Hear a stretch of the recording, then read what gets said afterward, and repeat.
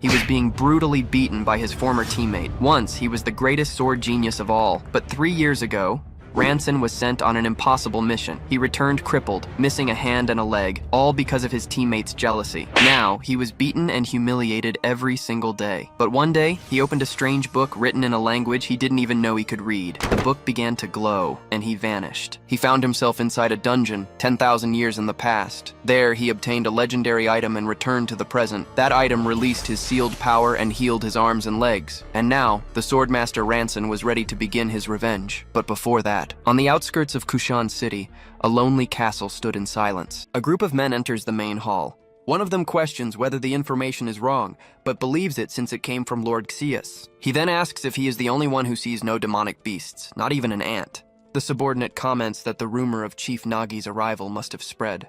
His companion agrees that this would make sense. They find themselves in a vast hall, now in ruins. One of the men wonders what place that is, since it was not on the map. Another points toward an exit with a staircase leading upward. Before them lies a staircase and a corridor. The subordinate looks at the map and says they should go up since the other path seems ominous. Nagi recalls that the Il Neon gang was supposed to take care of the upper floor. He then points toward the corridor and states that they will go that way, and with a gesture orders the group to move forward. But the subordinate questions the sudden order. Nagi insists that he go. The lackey then obeys his chief and turns to leave. Under the commander's gaze, he enters the dark corridor. From there, he turns around and reports that there is nothing there. Another man also reports to Nagi that there is nothing, as a creature emerges behind him. The beast attacks the man. A pack of wolves emerges from the darkness. The creatures advance, and then the entire pack runs out of the corridor. A barrier rises from the ground, blocking the passage. One of the men reacts to the appearance of the creatures. The group now finds itself surrounded by wolves in the middle of the hall. One of them asks what they will do with so many demonic beasts. The commander grabs him and throws the question back at him. He shouts that if they want to live, then they must fight. Then he orders his men to move out and block the creatures. The beasts advance and attack the rest of the group. Nagi, the leader of the group, presses himself against the wall and then lets his sword fall to the ground. One of the wolves leaps toward him to attack, but the creature is struck in the neck by an arrow. The man watches the beast's body fall before him. The wolf now lies dead on the ground. On the upper floor, an archer asks if they want help. The commander recognizes him and calls out to his brother, Ranson. Ranson lands on the ground and comments that the timing was perfect. He then tells Nagi to watch closely. Ranson grips his weapon and declares that this is the level of a master swordsman. The wolf then lunges forward to attack, but he pierces the creature through its mouth. With a single strike, he cuts the animal in half. The other beasts rush toward him. Ranson then attacks and brings down the entire pack at once. The remaining men celebrate the victory of the newcomer. Ranson now stands amid the bodies of the wolves. Nagi approaches and praises him, saying that a master swordsman is on another level. He then wonders what reward Count Xius will give him. Nagi claims that he could have handled all of that on his own, but Ranson replies that he is only first-rate with his mouth, since his swordsmanship is low class. He then advises him to train more if he wants to become stronger. Nagi agrees with a smile on his face. He then states that he will have to do so. In the ruins of Il Neon, in the city of Kushan, a camp has been set up. Bersun runs toward Ranson and asks him about the reason for his delay. Ranson apologizes and says that unforeseen events occurred. Bersun informs him that Count Xius was there and that the situation is not good. Ranson then asks what happened. He hands him a scroll and says that the Count took the children. Ranson opens the scroll to read the message, but its contents leave him in shock. The scroll orders him to kill Delkashu and return. The Blood Count Delkashu is a powerful vampire who possesses true blood. He is also the master swordsman who rules the city of Kashu, making him Xius's mortal enemy. And in order to receive Xius's support, they end up doing all kinds of dirty work for him. Prince Ranson only wanted to leave that place with the children and live in peace, but Bersun laments having been loyal to that wretch for more than 10 years. Ranson prepares to depart with his companions. His companion tries to stop him, reminding him that Count Delkashu is a pure-blood vampire, but he replies that he has no reason to live without his brothers. The man questions where he thinks he is going in his condition, since he has just returned. He then replies that they cannot afford to lose any more time, since the children have been taken. Bersun insists that it is too dangerous, since he has specialist-level vampires under his command. Ranson then calls him by name Sir Bersun, and declares that this is an order. The man lowers his head and agrees, addressing him as Your Highness. Ranson then orders Sir Bersun to stay behind and take care of his brothers. He promises that he will surely win and return to fix everything. Bersun watches as Ranson and his group move away. He then clenches his fist and decides that this time he cannot obey that order. In the continental year 1337, on March 11th, the kingdom of Vanroa is in flames.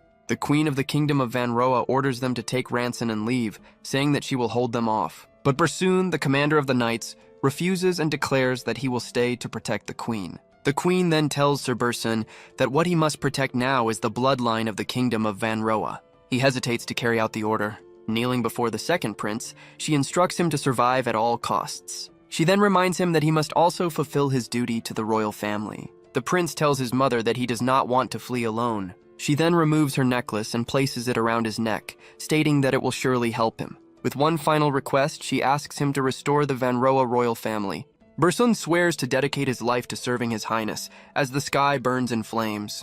Unable even to die, he narrowly escapes, carrying only the second prince. He failed to protect them as the capital burned, and he was forced to flee without being able to protect either the king or the queen.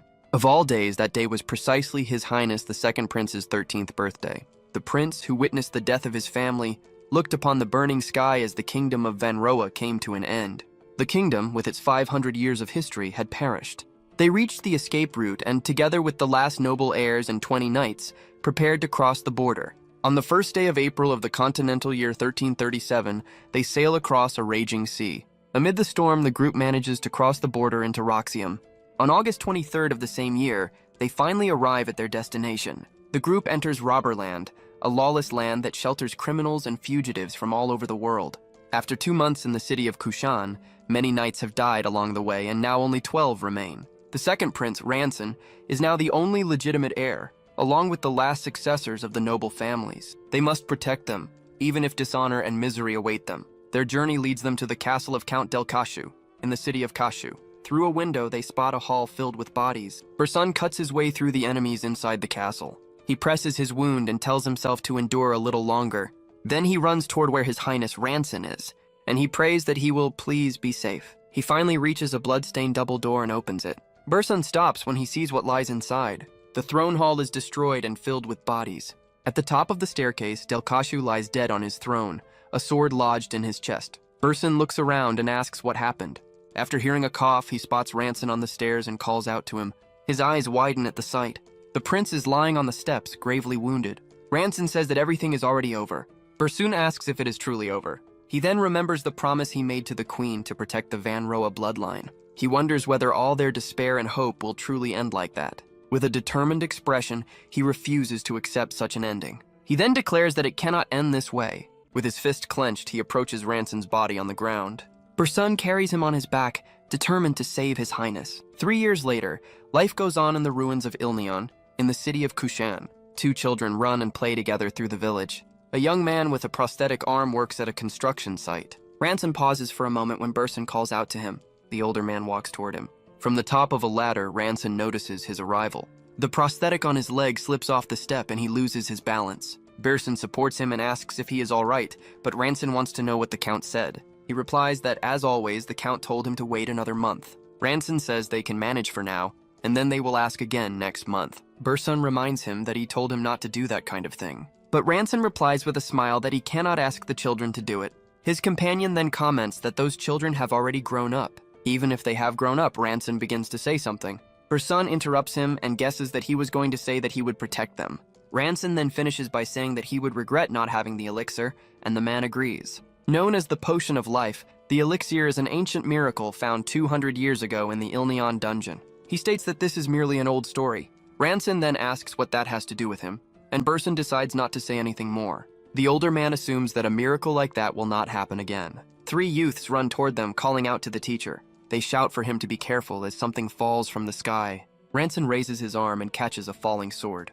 With the weapon in hand, he warns that he has just fixed the roof and will not do it again. He then returns the sword to the boy and advises him never to let it go again. The boy justifies himself, saying that he was holding it tightly. But Ranson explains that it is not about gripping the sword tightly. He demonstrates that one must brace both legs and distribute the weight throughout the entire body. And then one must visualize the opponent in the mind. He recalls his own battle.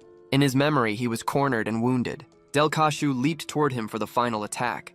The Count swung his sword in a fierce strike. Del Kashu told him that the more one has to protect, the heavier one's thoughts become. Then the vampire ordered him to die, but Ranson managed to block the blow with his sword. He declared that he could not die because he had something to protect. Del Kashu grabbed him and delivered another attack. Blood splattered across his face as he defended himself. In his memory, he delivers the final blow against the Count. He grips the wooden sword firmly. Bersun and the boy watch him as the wooden beam above them splits apart. The boy comments that Instructor Ranson tore the wooden dummy apart. Ranson looks at the training dummy, now split in two. He apologizes, explaining that he was only trying to demonstrate the strike and that he will fix it. Another boy runs toward him, calling out to Instructor Ranson. The young man arrives and announces that there is a big problem. He says that Daisy and Seclin are in trouble. Ranson's expression changes instantly. Inside a building, he realizes that something is wrong. He runs down the corridor, stating that this is more than a children's quarrel because he smells blood. Ranson then shouts for the children. In a hall, Daisy and Seclin are facing each other with swords. The girl is Daisy of the Ilneon family. The boy is Seclin of the Ilneon family. Nagi greets him and comments that it has been a while, Brother Ranson. Ranson stares at him seriously. Nagi, Xius's vassal, asks what he thinks he is doing. He then explains that they are in the middle of an interview. Ranson repeats the word, questioning the interview. Nagi says that if they show potential, he is thinking of making them his direct bloodline. He then asks how he dares to mix his blood with theirs. Nagi refers to him as brother, and begins to say that even becoming the lowest bloodline would be better. It would be better than being under the command of a broken, crippled man without limbs. Then the protagonist asks whether Count Xius knows about this. Nagi says that his brother truly does not understand the situation, and asks whether he thinks a busy person cares about trivial matters. Ranson asks if he came on his own, even knowing that this is the territory of their family. He confirms that he knew and came because of a rumor that the great master swordsman Ranson lost his limbs, and all of that because of a few brats. Ranson questions what he just heard. Nagi taunts him, asking if he can even protect them with that body. He orders him to leave the children alone and go away in silence, or else he will kill him. Nagi then mocks him and asks whether he even has the power to do that. Ranson rushes forward and attacks him with a punch, but two of Nagi's men block his attack with their swords. He then declares that they are no match and tells them not to underestimate a master swordsman. Bersun warns them not to underestimate a master swordsman as Ranson crosses blades with the two men. He then tightens his grip on the hilt of his sword. With a single motion, he sends both opponents flying away. Nagi then praises Ranson, saying that he is still as incredible as ever. Ranson comments that newcomers these days have no sense of fear. Nagi simply asks him not to be so harsh. But Delkashu intervenes, stating that their opponent is a monster. Ranson remarks that Nagi still seems insecure around him. Delkashu repeats the word insecure with a smile, and then asks whether that insecurity is toward him as Daisy and Seclin watch. Nagi then draws his sword. Ranson realizes that there is no way out in his current condition. He prepares to decide the fight with a single strike. In an instant, Ranson lunges and strikes Nagi. Nagi manages to block Ranson's attack with his sword, but Ranson states that he caught him. Then he unleashes a flurry of strikes. Nagi counters with a single slash. Next, the blades of the two collide. Ranson's blade shatters upon impact. He then asks Ranson what happened to him, and Nagi reveals that his core is completely ruined, and Ranson questions him. He then asks whether Ranson truly thought he would not reach the highest ranks. Nagi raises his sword and declares that this is why bloodlines are superior. He turns to Ranson and asks what he should do with him now. Nagi then suggests killing them one by one, as Daisy and Seclin stare at him. Bersun tightens his grip on his sword, deciding that if it is a fight, he will lose anyway. He then sheaths his weapon. Bersun simply calls out to Nagi. Ranson asks him to stop there, saying that there are children who need to be protected. Nagi merely laughs and asks what that is supposed to be. He then asks whether the master swordsman Ranson is begging him. Ranson admits that he is, stating that he knows him very well. He knows that what Nagi wants is to trample him and see him fall. Then Nagi sheaths his sword and says that he cannot let him escape so easily. He cracks his knuckles and says that he also needs to stretch a little. Next, Nagi lands a punch to Ranson's face. He follows up with another strike. Ranson crashes to the ground from the impact. He steps on Ranson's head as he tries to say something. Ranson finally manages to say that he is sorry. Nagi breaks into a smile. He then tells them not to go easy on him. Nagi announces that they will stop for today and continue tomorrow. Two boys approach the fallen Ranson and ask what they should do now that he has lost. But he replies that everything is fine, because it was enough to protect them. Later, in a room, Ranson questions Daisy and Seclin about the reason for their actions. He then asks whether they were truly trying to become bloodline relatives. Seclin apologizes to his master. Daisy remains silent with her arms crossed while the boy kneels beside her. Ranson asks if she has nothing to say. He then questions her about what she just said. Daisy asks why she cannot serve under Cassius's command. She reminds him that he himself was once his servant. She then asks him if he has forgotten. Ranson explains that because of Cassius's greedy desire to become a vampire, all of his companions and their families died. And he ended up like that. He then asks her if she now wants to crawl beneath him. and asks whether she intends to live by sucking blood. Daisy stands up and retorts, asking what that has to do with him and whether he is her father. She declares that she will take care of her own life and demands that he stop interfering in her affairs and live his own life. Ranson calls out to her as she runs out of the room. Seclin calls out to his master and then says that Daisy did not mean any harm. And Ranson says that he knows. Seclin continues, saying that sometimes it takes courage to kneel in a situation like that. He then tells Ranson that he must be in a lot of pain. Seclin says that he will ask Uncle Burson for a potion. Ranson thanks him as the young man leaves. Then Burson suddenly enters and asks if Ranson is all right, and Ranson asks him what happened.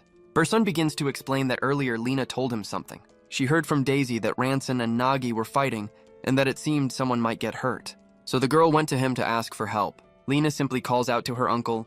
The girl asks why he told, since Daisy had asked him to keep it a secret, and Burson confirms it. Ranson starts to laugh at the situation, and then he bursts into laughter. He thanks everyone for their concern as Bursoon hands him a potion. Ranson takes the vial and also thanks Daisy. Alone, he coughs. Ranson laments that if his core were intact, he could have dealt with Nagi. The scene shifts to two children running happily outside. He then corrects himself, stating that simply protecting the children is already enough. Ranson wonders what he will do, since Nagi will return the next day. He decides that he has no choice but to use the object in his hand. Ranson activates the object in his hand. Then he decides to sell a royal treasure of the Van Roa family to raise funds and protect the children. He considers that the royal seal could be tracked by the Empire, so the only thing worth selling is something else. In the end, he pulls the Book of Destiny from a portal. Ranson opens the book and questions why it is considered a royal treasure. Ancient symbols then emanate from the pages. The book displays a date from the Ruseras calendar, describing the secret chapel of cultists filled with symbols. He is surprised that he is able to read the ancient language. Then the book completely envelops him.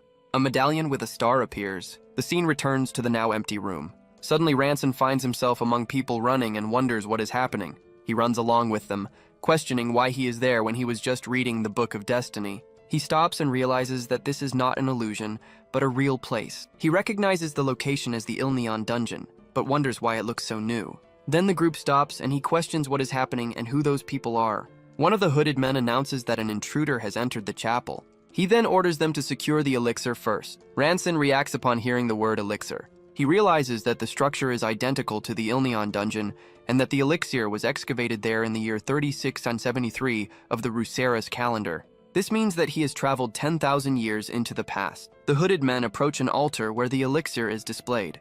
Ranson watches the scene and confirms that all of it is real. The elixir is there, proving that he truly returned to the past. One of the men picks up a small vial and states that the elixir is secure. Ranson decides that if he can obtain the elixir, he will be able to recover everything he lost. He then counts a total of 12 people around him. He tightens his grip on the hilt of his sword, considering whether he should kill them all and take the elixir. But one of the men orders them to split into pairs and search for the intruder before taking the offering. One of the men assigns the tasks, sending Kaltik and Crumb to the eastern passage and Seirung and Totun to the western one. He then assigns Saruis and Ranson to the northern passage, and Ranson is surprised that he knows his name. He wonders why those people from the past recognize him as an ally.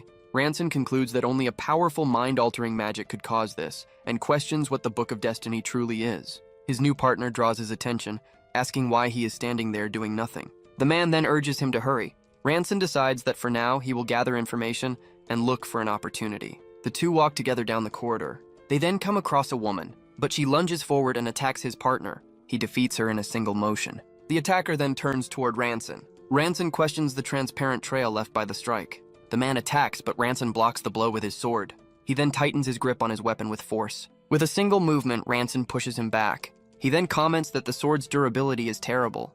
The attacker wonders whether that is a sword aura or something else. Ranson realizes that he is not the only one who finds the situation odd. He then decides to test it once more and readies his sword. Suddenly, he has a sharp realization. Two children appear hiding behind a pillar. They run behind Ranson, who asks why they are there. The man, now protecting the children, accuses him of having no shame for allying with cultists who kidnap children. She questions him, asking whether he plans to kidnap children and use them as living sacrifices. The scene then shifts to Burson serving a meal to his family. Ranson is also present at the table, smiling. Back in the present, other cultists arrive at the site and ask what happened. They then ask Ranson whether Saruis was defeated by the intruder, and he confirms it. Their leader then orders them to join forces. The cultists advance in a coordinated attack. The woman is surprised by the sudden assault as the children hide. Ranson turns to her and says that they should be on the same side.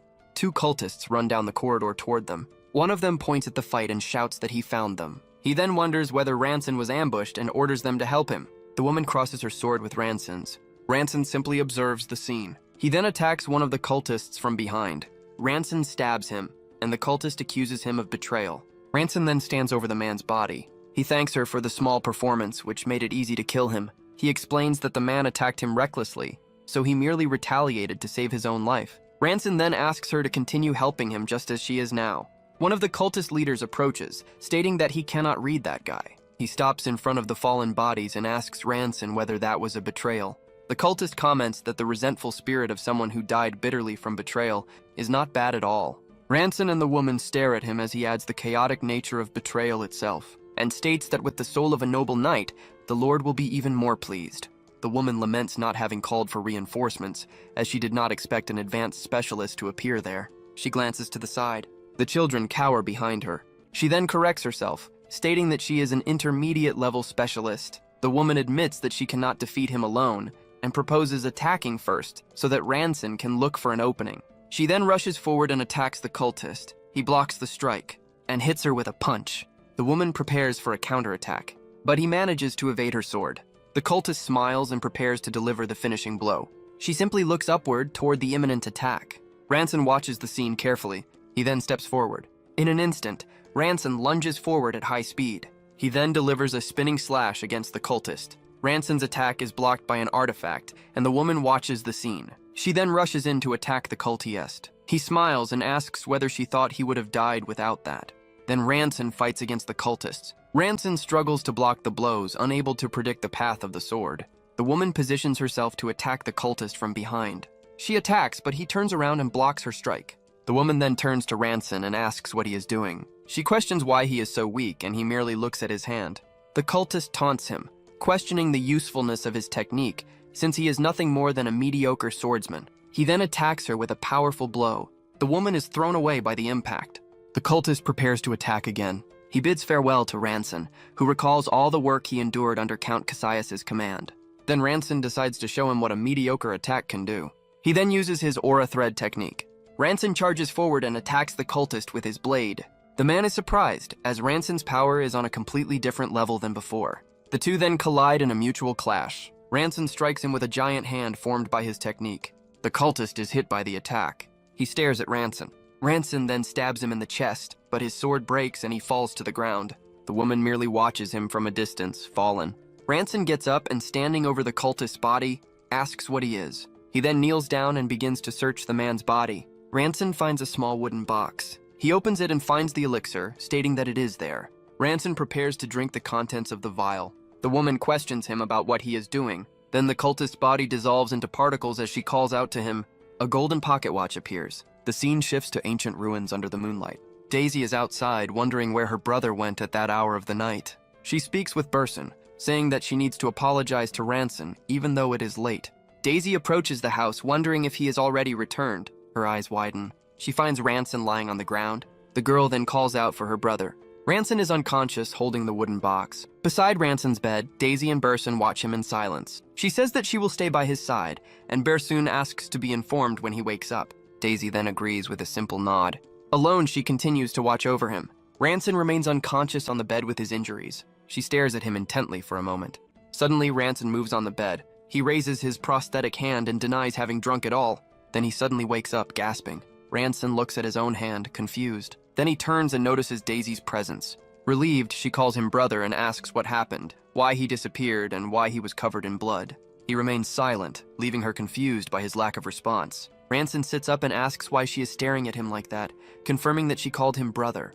Embarrassed, she denies having said that, but he points out that her eyes and cheeks are swollen from crying. With a smile, Ranson asks if she was truly worried, and Daisy confirms it, asking if she should not have been. He then thanks her and pats her head, and she complains that she is no longer a child. Ranson reflects that it had been a while since he last played around like that with Daisy. Suddenly, he brings his hand to his head and loses his balance. She panics and calls out to him as he leans toward the edge of the bed. Ranson looks at his hand and realizes that it was not a dream.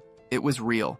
Daisy questions him about his body and then removes his arm prosthesis. Ranson stands up and declares that his body has returned. He staggers forward, declaring that he has returned. Then he collapses to the floor and Daisy screams his name. Voices echo about his arms and legs having grown back and warnings not to pull his arm. Ranson slowly opens his eyes, confused. Bursun, Daisy, Seclin, and little Lena stare down at him. Bursun asks Ranson how such a miracle could have happened. He reveals that he drank an elixir, leaving Bursun shocked by the cost of 50,000 dalens for a single sip. Ranson says that first he needs to check something and lifts the blanket. Bursun asks if he can move, and Ranson replies that he may need rehabilitation, but he will be fine. He approaches a dresser and picks up a small wooden box. Ranson asks Bursun to accompany him, and he agrees. Together, they look at an empty altar where the elixir should have been. Bursun asks him what is going on, but Ranson admits that he also cannot believe the situation. He opens the box, revealing a key, and says that he needs to check something. A memory shows that security was especially reinforced around the key. This leads him to conclude that it is the key to opening a secret space. He raises the key and a summoning circle manifests from it. The circle then rapidly expands around the two of them. Ranson wonders what it is. Before them, a secret room is revealed, containing treasures and a mannequin wearing a cloak. The gold coins alone are worth 5,000 dalens, and beyond that there are artifacts, ancient swords and armor, and even basic tools. Bursun questions Ranson about how all of this happened, first with his limbs regenerated, and now this. With a hand on the back of his neck, Ranson admits that he also cannot believe it. Ranson then reveals that he traveled to that very same place 10,000 years in the past. The revelation leaves Bursun completely shocked by what he heard. Then he realizes that everything was real. Ranson wonders whether the artifact's power is not single-use, and whether he can return to the past repeatedly. He calls out to Bursun and states that there is something he needs to do first. Elsewhere, Delkashu smiles with satisfaction. He stretches on a bed surrounded by bodies on the floor and comments that this is what it means to live. He calls out to Ranson and asks whether they should go see that trash. When he opens the door, he comes face to face with Ranson and asks what that is. Nagi asks if Ranson came there to greet him, but then he notices Ranson's arms and legs and questions him. Nagi orders his men to quickly inform the Lord that Ranson has recovered his core. Ranson draws his sword in response and lunges forward with a swift slash. The attack surprises one of Nagi's men. The strike hits him squarely in the chest, and the other man is struck the same way. Nagi stares at him, unable to understand how that was possible. Ranson tightens his grip and charges toward Nagi. He runs across the hall, ready to attack. Nagi draws his sword to defend himself. Then he blocks Ranson's strike. With a smile, he asks whether Ranson intends to fight using an aura thread instead of a full blade. Nagi realizes that Ranson's core has not fully recovered yet. Ranson grips his sword firmly. He simply asks, "So what?" Then Ranson prepares to attack again. Nagi takes a combat stance, stating that he is different from 3 years ago and that he is now an E-class noble. He boasts about his superior physique and his immortal regenerative ability. He would be a worthy opponent even for a master swordsman. Ranson's attack surges toward Nagi. He is struck head-on by the blow, and Nagi's head is severed from his body by the sword strike. The decapitated body then dissolves into particles before Ranson. He kneels and states that his core has recovered, but he still needs to gather his aura again. At another time, Daisy asks him whether he truly went back to the past and drank the elixir. Ranson confirms it and explains that he used a treasure of the Vanroa royal family to return to the past. Bursun then asks whether he can return again, but Ranson says he does not know, since the item no longer showed any reaction. A woman named Sei Milan expresses her doubts, suggesting that perhaps an artifact from the Age of Magic could make it possible. Ranson reflects on whether something so small could truly contain divine power, no matter how ancient the technology. Daisy interrupts him, questioning the elixir discovered 200 years ago, since he drank it 10,000 years ago. He then realizes something and exclaims that she is right, leaving her confused. Ranson remembers that he drank only half of the elixir before returning. He asks Bursun whether there is any record that only half of the elixir was found, but Bursun has never heard about the quantity. With his hands raised, Ranson concludes that in that case it is impossible to know. They wonder whether a complete elixir was originally discovered, or whether history was altered because Ranson drank half of it. Sei Milan then warns him that if he can return to the past again, what he did there could change the entire world. Ranson is asked what he would wish to achieve if he could change the past. He reflects for a moment on his objective. His first goal is revenge for losing his parents and siblings overnight, and his duty as the last member of the Vanroa royal family is the reconstruction of the kingdom. But Ranson states that to do that, he must first kill Count Sius. He remembers when he believed that his family's safety would be guaranteed if he became a vassal of the Lord of Kushan. But he realizes that happiness gained through another person's hands cannot be firm. Sei Milan warns him that Count Xius is strong, as he was already a master swordsman and has now taken Delkashu's true blood. Ranson says that this is not an option, and wonders how Xias will react when he discovers how insane he has become. Gathered around the table, he declares that this is an unavoidable fight for everyone. He then informs them that the tax report that must be submitted to Count Xias is due in 3 weeks. Ranson states with conviction that they must settle the matter before then. Ranson trains alone with his sword in a ruined arena. He recalls the swordsmanship used by the cult members 10,000 years ago. It was a persistent and solid technique, possessing a cutting energy. One of the cultists mocked the usefulness of an aura blade, and called him a mediocre swordsman who could not read the mind of the sword. But Ranson feels as if he is conversing with the blade itself, or rather, as if he has become the sword itself. Then he opens his eyes with a new perception. He grips the weapon and declares that he now understands. Ranson states that it is definitely not an aura. Daisy runs toward him, shouting that something terrible has happened. The mention of Count Xias's name puts him on alert. In his hall, a man informs the Lord that Ranson's family has been invited to the castle in 3 days. Delkashu states that he has waited a long time for the nobles of the kingdom of Vanroa, and that the time has finally come to use them as sacrifices. Ranson reflects that there are only 3 weeks left until the tax deadline, and now the Count suddenly invites them. Burson raises the possibility that the Count has discovered Nagi's death, but Ranson doubts it, believing that he would blame the rebels. Simulan intervenes, saying that the real problem is that their plan to assassinate the Count was ruined by the sudden invitation. She reveals that their only chance was when Count Xias performed his ritual, piquing Ranson's curiosity. Simulan explains that since what happened to his brother, the Count leaves the castle once a month to perform a ritual alone. Daisy adds that she also saw Xias's men kidnapping children. Simulan concludes by stating that villages unable to pay taxes were exterminated, and that everyone, both bodies and children, is used as sacrifices. Ranson asks why he would prepare corpses and living offerings to abase himself before a being he does not even understand. He laments how much everything changed while he was confined at home with his injured limbs. Ranson then asks Simulan how she knows all of this. She simply replies that she has an information network. He grows agitated, questioning how she went alone to such a dangerous city. Simulan simply reinforces that their plan has been completely ruined. Burson comments that Saya is already 20 years old and an adult, but Ranson retorts that it is still dangerous for her to walk through the city alone. Daisy then calls him brother. She asks him whether he can truly defeat Xias. Holding his sword, Ranson replies firmly that he must. He then places the blade on the table and states that with it, they have a chance. Burson recognizes it as the King's Sword, a weapon forged by refining celestial silver steel with aura. Ranson raises it and declares that corrupted beings like vampires cannot withstand this blade. Simulan says that she believes in him, and that if they fail, they can simply die together. Her declaration leaves him visibly surprised. She then closes her eyes and says that she was only joking. Simulan concludes that in any case, they need to find another way to kill Count Xias. Ranson states that it is risky, but it may be the only option at the moment.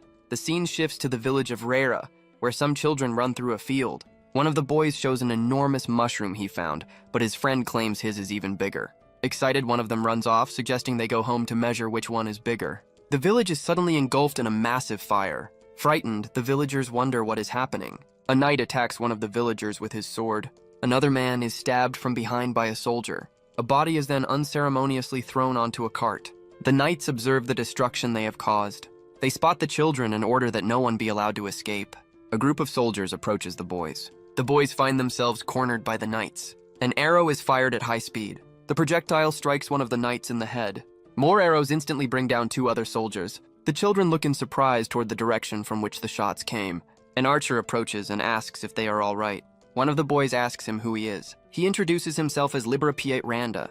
The children repeat the name, confused. Then they recognize him as the Baron. Randa says that they will talk in detail later. For now, he says they need to leave that place. One of the boys shouts that his mother is still there, but Randa pulls them away from the fire. He realizes that no matter how many of his men they kill, it is impossible to stop it. Randa watches the village in flames and concludes that the Count has truly crossed the point of no return. The scene shifts to the Count's castle under the light of the full moon. Inside the walls, carts carrying covered bodies are lined up. A soldier oversees the line of carts. A subordinate informs Delkashu that a total of 116 bodies were brought in, more than the designated quota. Delkashu says that he will take care of the rest and dismisses him. He approaches one of the bodies and pulls back the sheet covering it. He rises from one of the bodies and wipes his mouth. With a smile, he comments that Ranson's group will enter the palace tomorrow, and that the moment he has long awaited is approaching. Then he turns to walk away from the pile of bodies. Suddenly, a hand moves beneath one of the sheets, and Delkashu stops and turns, sensing the disturbance. A A sword is swiftly drawn from beneath the sheet.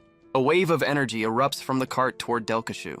In an earlier conversation, Seamalan informs that, according to intelligence, the bodies from the village of Ruera will be transported today. She then instructs her brother to pretend to be dead and infiltrate the cart.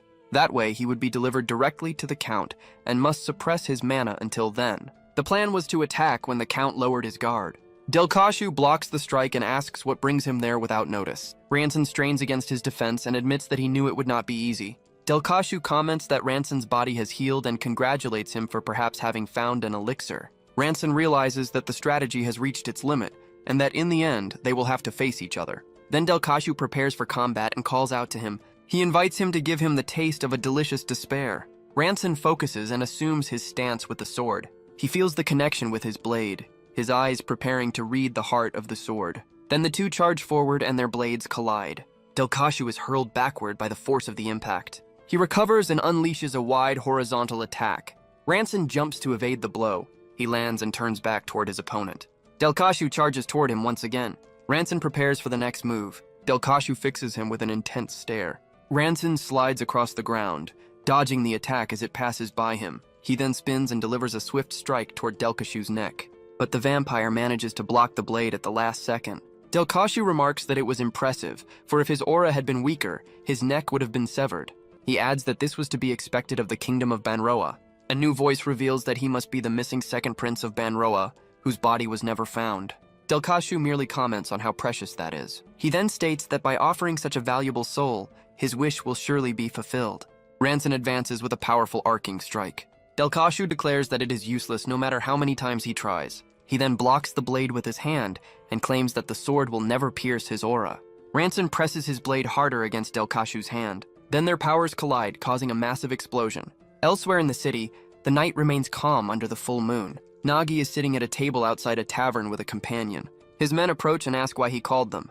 One of them asks if he is planning to stir up some major trouble. Nagi replies that no, but that he received information that something unusual might happen. Another member of the group then asks what kind of information he received. Suddenly, all of them react to a massive tremor. In the distance, they see the collision of energies and wonder if Count Celsius is fighting someone. The men ask if this was what the chief was talking about and who the opponent might be. Nagi takes out a spyglass and wonders who would dare do something so audacious. He decides that they need to check it out and hands the device to one of his men. The man looks through the spyglass and recognizes the person in the fight. Surprised, he wonders if that really is Ranson. Nagi asks what he heard, questioning whether Ranson's body has truly recovered. In a dark room, Seamalan tells him that this is the last chance and that it will not come again. She advises him to think carefully so that he will not regret it for the rest of his life. Back in the present, Nagi remains silent. His men ask whether they are just going to keep watching. An image of an archer protecting frightened children is shown. The companions then declare that they should intervene as well. He turns to his men and apologizes. Meanwhile, the blades of Ranson and Delkashu clash violently. Ranson prepares to attack his opponent once more. Delkashu again stops the blade with his bare hand. Ranson retreats and prepares to strike again. Delkashu reacts when the blade finally pierces his defense. A cut opens on his neck and he touches it with his hand. He then clenches his fist and curses the boy. The full moon illuminates the top of the ruined castle. Delkashu touches his own neck and comments on the magnificent swordsmanship of his opponent. Ranson continues to stare at him without saying a word. Then the vampire supposes that one day he might be caught. He admits that it is not as if he can continue taking blows forever, as other vampires appear behind him. The vampires all advance together toward Ranson. He prepares for the imminent attack. With a single motion, he cuts down one of the approaching vampires. He curses the vampires, for he hid among the corpses only to face Xius in a one-on-one battle. Ranson realizes that there is no end to them. At this pace, he will be exhausted before he can even bring down Xius. One of the vampires attacks him with a swift strike. He dodges the blade as it grazes past his face. Ranson realizes that he needs to hurry and deal with them. Another vampire prepares a vertical attack against him. Ranson turns in surprise as he senses a sudden approach. An arrow cuts through the air at high speed and strikes the vampire squarely in the head, interrupting his attack. After the impact, the vampire's body crumbles to the ground. The other vampires react. Recognizing the silver arrow imbued with aura, Ranson turns to see where the shot came from. He recognizes Liberpiet Randa with his bow in hand. A young man beside him waves and shouts that they are there as well. Ranson calls him by name Jalren.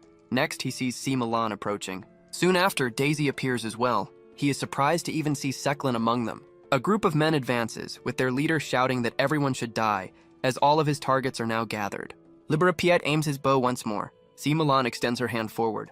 Jalron fires his arrows and strikes down 2 vampires at once. Daisy and Seklin fight together, defending themselves against enemy attacks. Ranson asks why they are all there, worried about the possibility of them getting hurt. Daisy scolds him for trying to do everything alone, stating that everyone is here now. She declares that this is something they need to face together.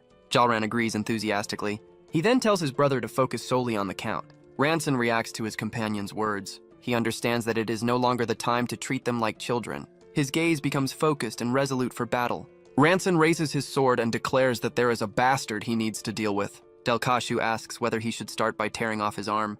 The vampire's arm transforms, growing larger and sprouting sharp claws. Delkashu attacks with his transformed arm, but Ranson blocks the blow with his sword. He then brings his hand to his neck, and a barrier manifests, repelling the vampire's attack. After the explosion, Delkashu's arm is completely disintegrated. He looks at his own shoulder and questions what just happened. Ranson raises a broken necklace and shouts that it is the necklace of protection. The necklace he found in the ruins shatters on the ground, having fulfilled its purpose. Delkashu stares at him, leaving an opening after his all-out attack. Ranson seizes the moment to use his secret trump card. He declares that the heart of the sword and his heart become one. Then he charges forward to deliver the strike. Ranson releases a powerful whirlwind-shaped attack. A man with his face partially covered reveals himself and asks how they dare do this to him, Kias. He then shouts that Ranson will be the one to die and unleashes his own attack. Ranson's whirlwind begins to overpower his opponent's strike. Xias is struck head-on by the attack. A fissure opens at the neck area, cut by the continuous assaults. Through that opening, Ranson prepares for the final blow. He lunges forward with a direct and precise thrust. The strike hits Xias directly in the neck. Ranson remains in his stance, panting after the final movement. Ranson stands as Xias' body collapses to the ground. The head of the vampire lord rolls across the ground, defeated. Fallen, Xias asks whether that is a soul blade. The young man explains that he merely tried to mix the key of the ancient sword with an aura blade. He then wonders whether that truly is a soul blade, the symbol of a grand master. Suddenly, one of the remaining vampires clutches his chest and screams. Daisy and Jalren watch as the other vampires fall one by one. Nagi's men wonder whether they are dying from shock and what is happening. Xias' body disintegrates as Ranson realizes that he truly killed him. The archer calls out to him by the title, Sir Ranson. Liberapiet then confirms that he truly killed Xias. Liberapiet explains that, according to the records, vampires who lose their progenitor lose their senses for 1 or 2 days. Ranson asks whether they will recover in a few days, and the archer confirms that now is the perfect chance to eliminate the remnants. He then asks for permission to exterminate all those bastards before the night ends. With a smile, Ranson replies that they are the ones who should be asking him for permission. Liberapiet bows and thanks him, saying that thanks to him they avenged their comrades. Ranson watches him with a faint smile. He extends his hand and says that he will count on him so that together they can make the city a good place to live. Then he says that he was going to tell him later, but has no choice since he arrived so suddenly. He reveals the crest of the Pietro family, explaining that 300 years ago, his family was also part of the nobility of Gloryland. Liberapiet hands him the crest and asks him to accept it. The archer kneels before him and swears that from that moment on, he will serve him as his lord. From afar, Si Milan remarks that she knew he would go so far as to give him his crest. Ranson asks Si Milan whether she knows Liberapiet well, and she explains that her information comes from him through her connections. He looks at her in surprise. Then he questions her about collaborating with rebel forces, but she says that she only helped a little. Si Milan suggests leaving the rest to Sir Liberapiet and focusing on finding evidence of the Count's crimes. She explains that the more the Count is discredited, the greater the citizens' support will be. Ranson agrees with the strategy. With Xias' death, the support of the citizens was necessary to govern the city of Kushan, so they gathered business leaders and local citizens to form an investigative team and collect evidence. Ranson and Si Milan arrive at a chapel, and he asks if that is the place. The two look into the interior of the Great Hall. They walk through the area, and she comments that there is nothing important there. He points to a statue, merely remarking that it is cold and unsettling. But Si Milan points to something and asks what that is, as an item on Ranson's chest begins to react. Ranson holds the artifact and wonders why it is suddenly glowing. Then the artifact projects unstable energy in front of him. A book materializes from the energy, and he realizes that the object is glowing again, just like that time. Si Milan identifies it as the Book of Destiny and suggests that they try to open it. But Ranson refuses, explaining that if they open it, they could be sent to the past again, and his disappearance would cause factions to fight over the territory. She then agrees and tells him to put the object away, and he prepares to do so. Suddenly, the book flies out of his hand and opens on its own in midair. An intense light envelops him as the book displays a message. An image of a medallion with a six-pointed star is shown. He finds himself sitting in a moving carriage under a sunny sky. He covers his face and realizes that he has, after all, been sent to the past.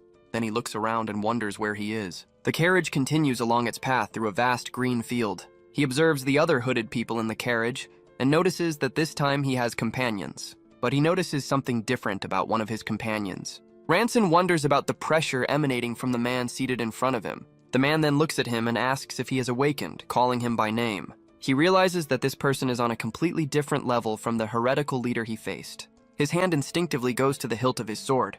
Ranson realizes that it is not just that man's presence. He notices that all the mana in the area is swirling around him, which makes no sense even for a Grand Master.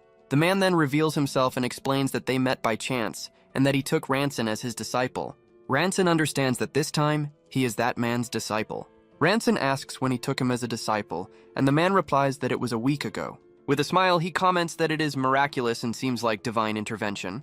Ranson asks for forgiveness and notices the difference in that man's demeanor compared to the other cultists. The man introduces himself as Archduke Rhytena Celsius and declares that his wish is to eradicate the cultists. He then addresses Ranson Van Roa, reminding him that a week ago he became his disciple. Now they are on their way to his castle, where the young man will receive his teachings. Ranson finds it strange that he is explaining the entire situation to him. Celsius says that the young man will be under his care and hopes that his aspirations will be fulfilled.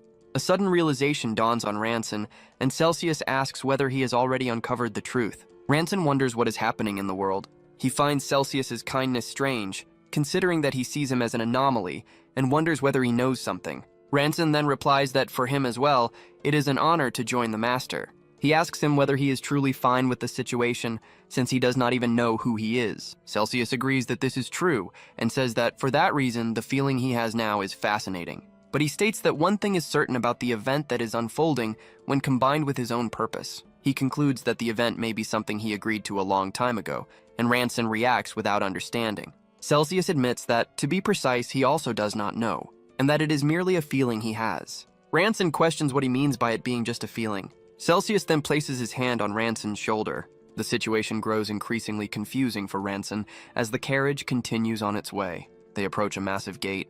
The carriage finally arrives at the city of glowing steel. Ranson observes that somehow he ended up there. Celsius then introduces the place as the city of knights where he resides. Glowing steel. Celsius explains that although he is the Archduke, he entrusts most of the governance to his subordinates in order to teach the next generation of scholars. Along the way, he subtly taught Ranson about the common knowledge and etiquette of that ancient era. Thanks to him, Ranson was able to gradually adapt to life there. He does not know how to return home, so he has no choice but to focus on the present.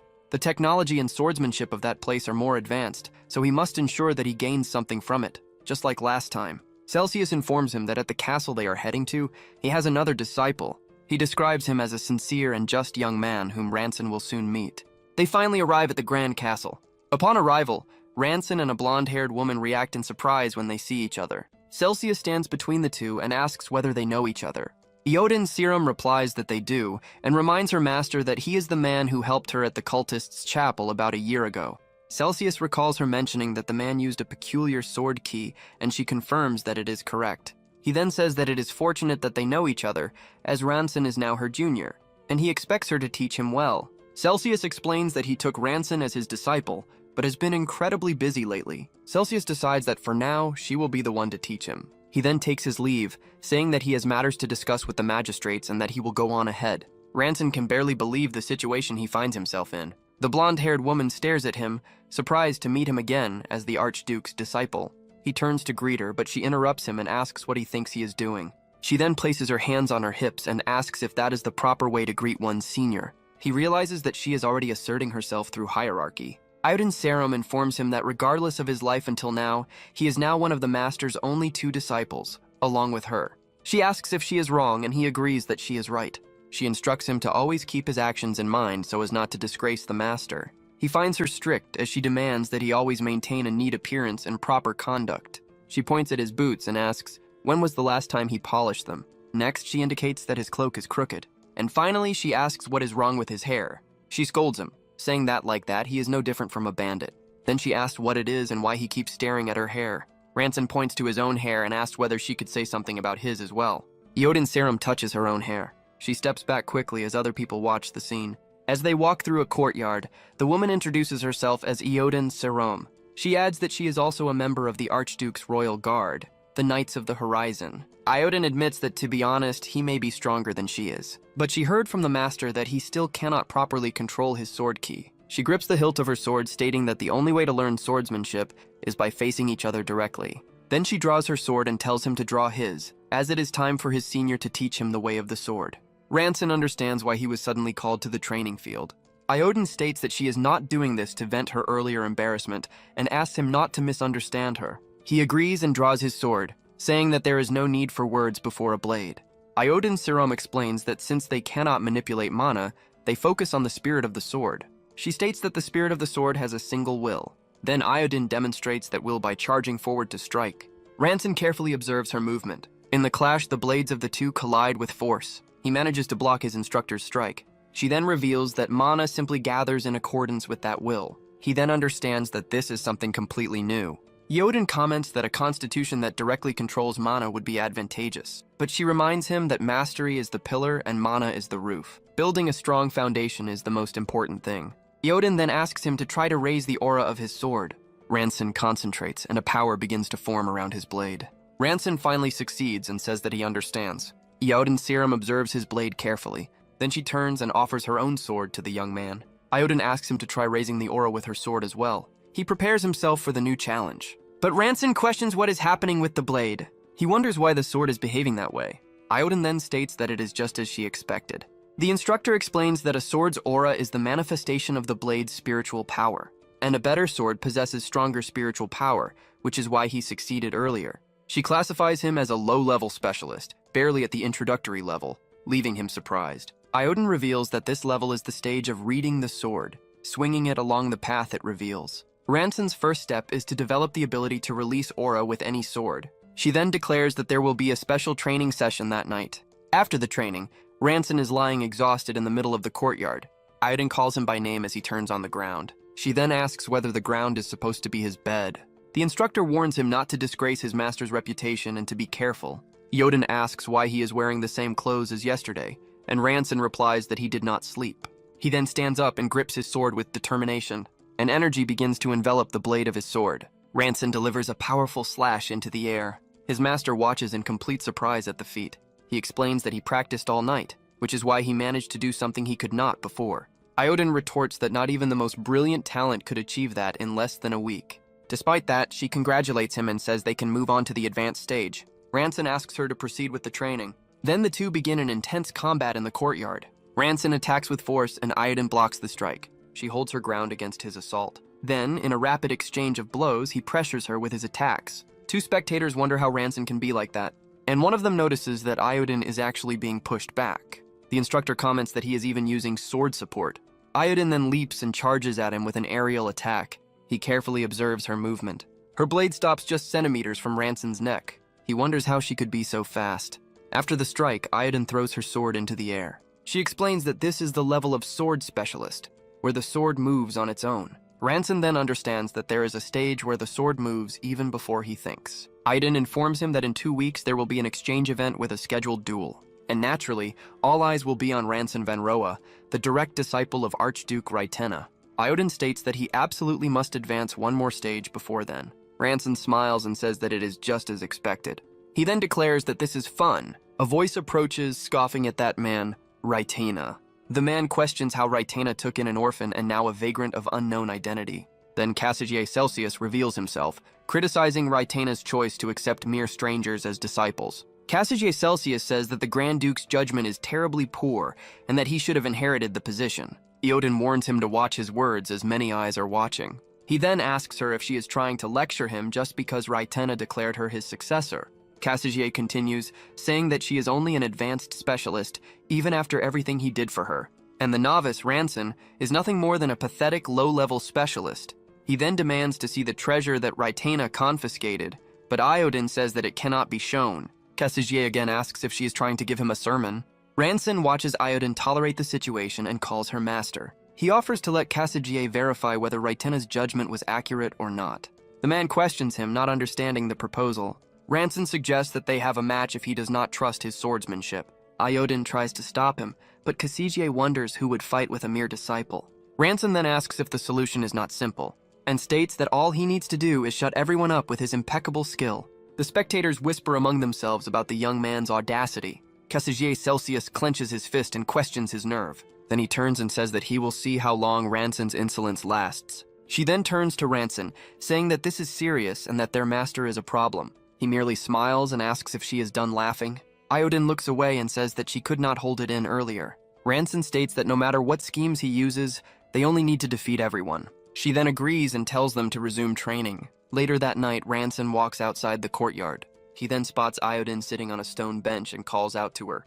Approaching from behind, Ranson asks if she came out to train again. She replies that she was just looking at the stars. Ranson realizes that he used informal speech without noticing. Iodin invites him to look at the stars as well, and the two sit together. Iodin says that she will not scold him for the informal speech since no one is watching and calls him her savior. In a memory, Ranson simply responds. Iodin continues, saying that it is a bit late, but that she was very grateful that he saved her and the children. He then suggests that if she is grateful, she should use formal speech since he saved her life and is older. Ranson asks if she likes looking at the stars, and she replies that she likes to look at the 13 main deities, which makes him curious. She explains that all stars move, but there are 13 that do not move and remain in place, named after the deities. He then asks her why she likes those stars. Iodin points to a star, Mibabar, the goddess of wisdom, which rises only above their heads there. She reveals that when she was young, she did not know where she belonged. But when she saw that star, she realized where she should be, and that is why she likes to look at the 13 main deities. Then Iodin stands up to leave, saying that she needs to prepare a lecture, but Ranson reminds her that she has already finished it. He teases her, saying that she is just running away because she is embarrassed. Day breaks in the Great Hall. Iodin and Ranson walk together down a corridor. Before opening the door, Iodin asks him if he is ready. With a confident smile, Ranson simply answers yes. They then step out into a large courtyard where many other warriors are waiting for them. Ranson is surprised by the enormous number of people present. A group of men asks if he is the Grand Duke's direct disciple, and one of them says they will find out soon enough. He then realizes that everyone seems eager to tear him apart. Ranson understands that countless people wanted that position, so they would not look upon him kindly. An older man announces that, in celebration of the gathering, friendly duels may begin.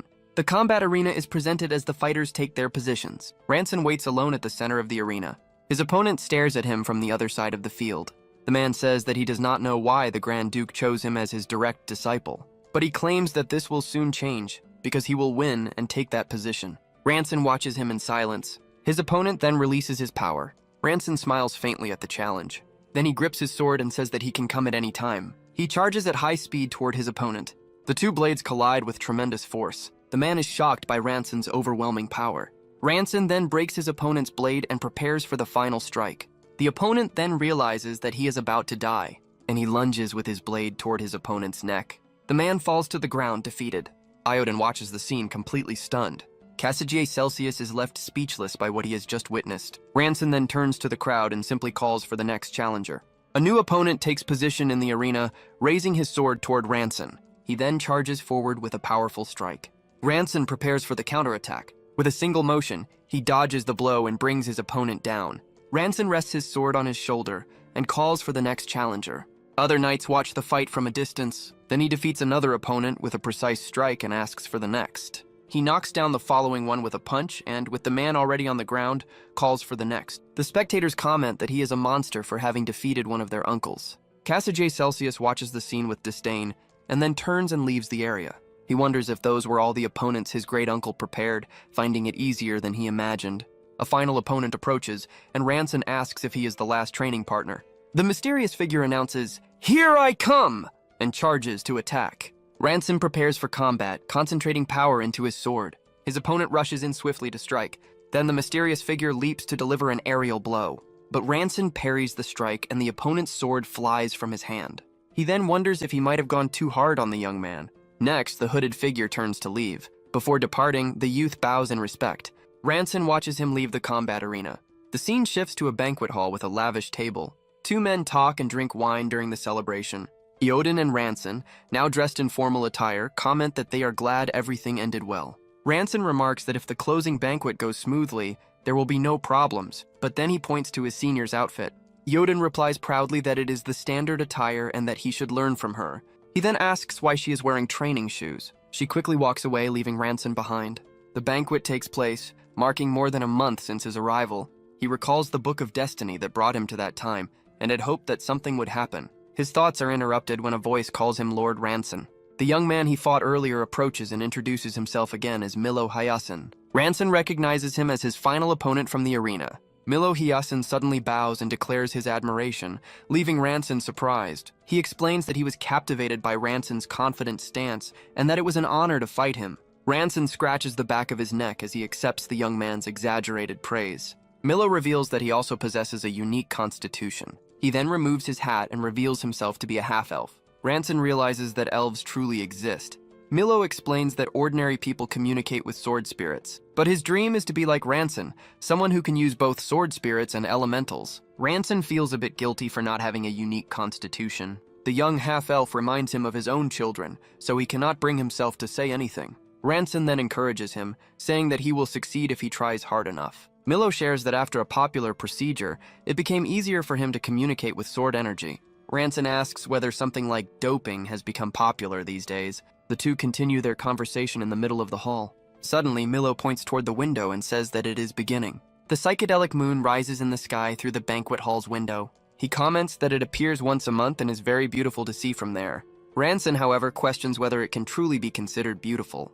The triangular moon hangs in the night sky. Suddenly, a scream echoes through the banquet hall. One of the guests asks what is wrong with his companion. Ranson watches the scene, not understanding what is happening. People begin to transform into monstrous creatures. He then wonders whether this is the prophecy of the Book of Destiny. Milo suddenly bends over in pain and calls out to Lord Ranson. The young half-elf says that his body feels strange as he transforms. Ranson calls him by name, watching the change. Milo then wonders if he will be alright as the transformation progresses. Ranson kneels before the creature and asks Milo to awaken. The beast recognizes him and murmurs Ranson's name.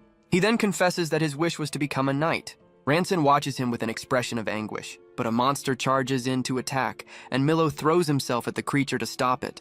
Then Ranson turns at the last second as he senses the assault.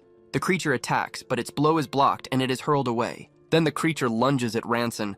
He then asks why this is happening, but the beast charges again, evading the strike. Ranson once again wonders why this is happening. His attacks continue to miss their mark, and he wonders why. A voice calls out to him, pulling him out of his trance. At his side, Iodin Serum blocks the attack of another creature. She shakes him and warns that they need to leave now or they will both die, pointing toward the exit. But Ranson hesitates, worried about Milo. In the hall, Milo is overwhelmed and bitten by two other lycanthropes. He realizes it is too late as Iodin pulls him by the arm. With a defeated look, he agrees to leave. As they run, Ranson explains that all the enemies are too strong and that their reactions are too fast. Iodin then looks at him and says that if she can do it, so can he. One of the creatures watches them as they attempt to escape. Then one of the lycanthropes howls, and the others respond in chorus. Suddenly, the pair finds themselves completely surrounded by the monsters. Ranson takes on a determined stance. With a single sword strike, he severs the head of one of the creatures. The monster roars as it is struck. Eodin also springs into action, cutting down another enemy that approaches. Ranson turns and faces three more lycanthropes ahead of him. With a spinning motion, he attacks the creatures around him. The duo fights in perfect sync, carving a path through the chaos. They seize the opening and start running down the corridor again. Iodin warns that they are almost at the exit. She says they will leave through there to regroup with the other knights. But as they stop in front of the door, she says that the monsters are after the master of the treasury and that they need to stop them. They turn and realize that the lycanthropes are blocking the door. Iodin raises her sword, stating that this is the last one and that she will attack again. But Ranson stops her and asks her to wait a moment. He says that something feels wrong, and from the back of one of the monsters, something begins to emerge. Tentacles burst violently from the creature's back. The two watch as the other lycanthropes also reveal their tentacles. Then Iodin takes position and blocks the rain of attacks with her sword. Ranson watches her and reflects on the realm of sword mastery, where reaction speed approaches 0. He calls for them to advance together, and she agrees. On the ground, the severed tentacle pieces begin to move and regenerate. Ranson turns as he notices movement behind him. One of the regenerated tentacles lunges rapidly toward him. With a swift motion, he manages to block the attack. He then joins Iodin and warns her that those things are regenerating. The two face the tentacles, and Ranson concludes that merely cutting them will not be enough. Iodin shoves Ranson aside, placing herself in front of the attack, and she is grabbed, the tentacle piercing straight through her abdomen. Ranson is left in shock at what has just happened. With a shout, Ranson unleashes his power. He swings his sword in a swift arc, cutting down all the tentacles around him. The appendages dissolve, but the remaining liquid on the ground begins to merge again. The main lycanthrope attacks him with its own tentacles. Ranson dodges with a quick movement and strikes the lycanthrope, cutting it in half. He takes a deep breath, regaining his composure. Alone in the hall, he turns and walks toward the exit. Outside, he sees the chaotic battle unfolding across the city. His face is stained with blood as he watches the scene. He then notices a strange light in the sky. He wonders if that light is the cause of all the chaos. Suddenly, Ranson staggers backward. He falls to the ground, lamenting that even though he thought he had grown stronger, he failed to protect anyone. A notification informs him of his failure to alter history. He awakens in an unknown place, questioning the female voice he hears. The voice explains that it is using broken causality to rewind time. She warns him that this power is not infinite, and that failure will result in complete defeat. A book appears before him, and the voice wishes him good luck. The text in the book changes, mentioning that his master has returned a treasure. Ranson is surprised as he reads the message. A medallion with a 6-pointed star is shown. The scene shifts to Ranson traveling in a carriage under a blue sky. He startles when someone calls out to him. A man pulls back his hood and asks if he is all right. The man is Burson, who mentions having found him by chance and taken him as his disciple. Ranson then realizes that he has returned to the beginning of everything. Ranson turns to his master and greets him. He then asks what war trophy he brought back in the chest. Burson reveals that it is a sacred relic of the cult. Upon hearing that, Ranson realizes the terrible connection to future events. He tries to warn his master that something terrible happened because of the relic, but Burson interrupts him with a simple, "Enough." He states that he does not know what happened, but that it seems to be something Ranson himself must resolve. Ranson asks him what he means by that. His master simply replies that he does not know, but that he is sorry and thanks him. With that, Ranson understands that he will have to resolve everything on his own. Then he decides to make a different request of Burson. He asks his master to teach him the art of the sword. Burson smiles and agrees that starting that way is not a bad idea. The two take their positions for training, swords in hand. Burson raises his weapon and declares that from that moment on, he will show him the objective he must pursue. Energy gathers around the blade of Burson's sword. He then challenges him to attack with all his strength. Ranson accepts and, with his own sword energized, announces his attack. He charges forward swiftly. Then he unleashes a strike that creates a massive whirlwind. The technique surges toward his master, but Burson stands firm watching the attack approach. He smiles with confidence. Gripping the sword with both hands, he prepares himself. With a single motion, his blade cuts through Ranson's attack. Surprised, Ranson drops to his knees and asks what that was. Burson reveals that it is the realm of the complete blade, the aura of steel. He explains that one must refine the soul until it becomes one with the sword. Ranson stares at his master, understanding that he must reach that realm. Elsewhere, Iodin Serum is informed that, for a time, she will have to teach. Ranson steadies himself with a resolute gaze, determined to protect them. In the castle courtyard, he practices a wide swing with his sword. He continues the motion with a precise spin, but his training is interrupted, making him look up. The castle tower bell begins to ring. In the sky, someone announces that the psychedelic moon has appeared. Milo Hyacinth smiles enthusiastically at the person beside him. In a hall, Ranson watches the scene with a tense expression as everything has begun. Under its influence, two of the knights transform into lycanthropes and roar. Ranson observes the scene in silence. He recalls that for 2 weeks he traveled through time, discovering that the monsters were students who had received a treatment mentioned by Milo. Even after investigating the related drugs, he found nothing unusual. He remembers Milo calling out, saying that his body felt strange as he transformed. Ranson recalls that moment with a tense expression. Then he finds himself once again before Milo, who is struggling against the transformation on the ground. He kneels and asks his friend to hold on just a little longer, but another creature charges at him. With a swift motion, he cuts the beast down with his blade.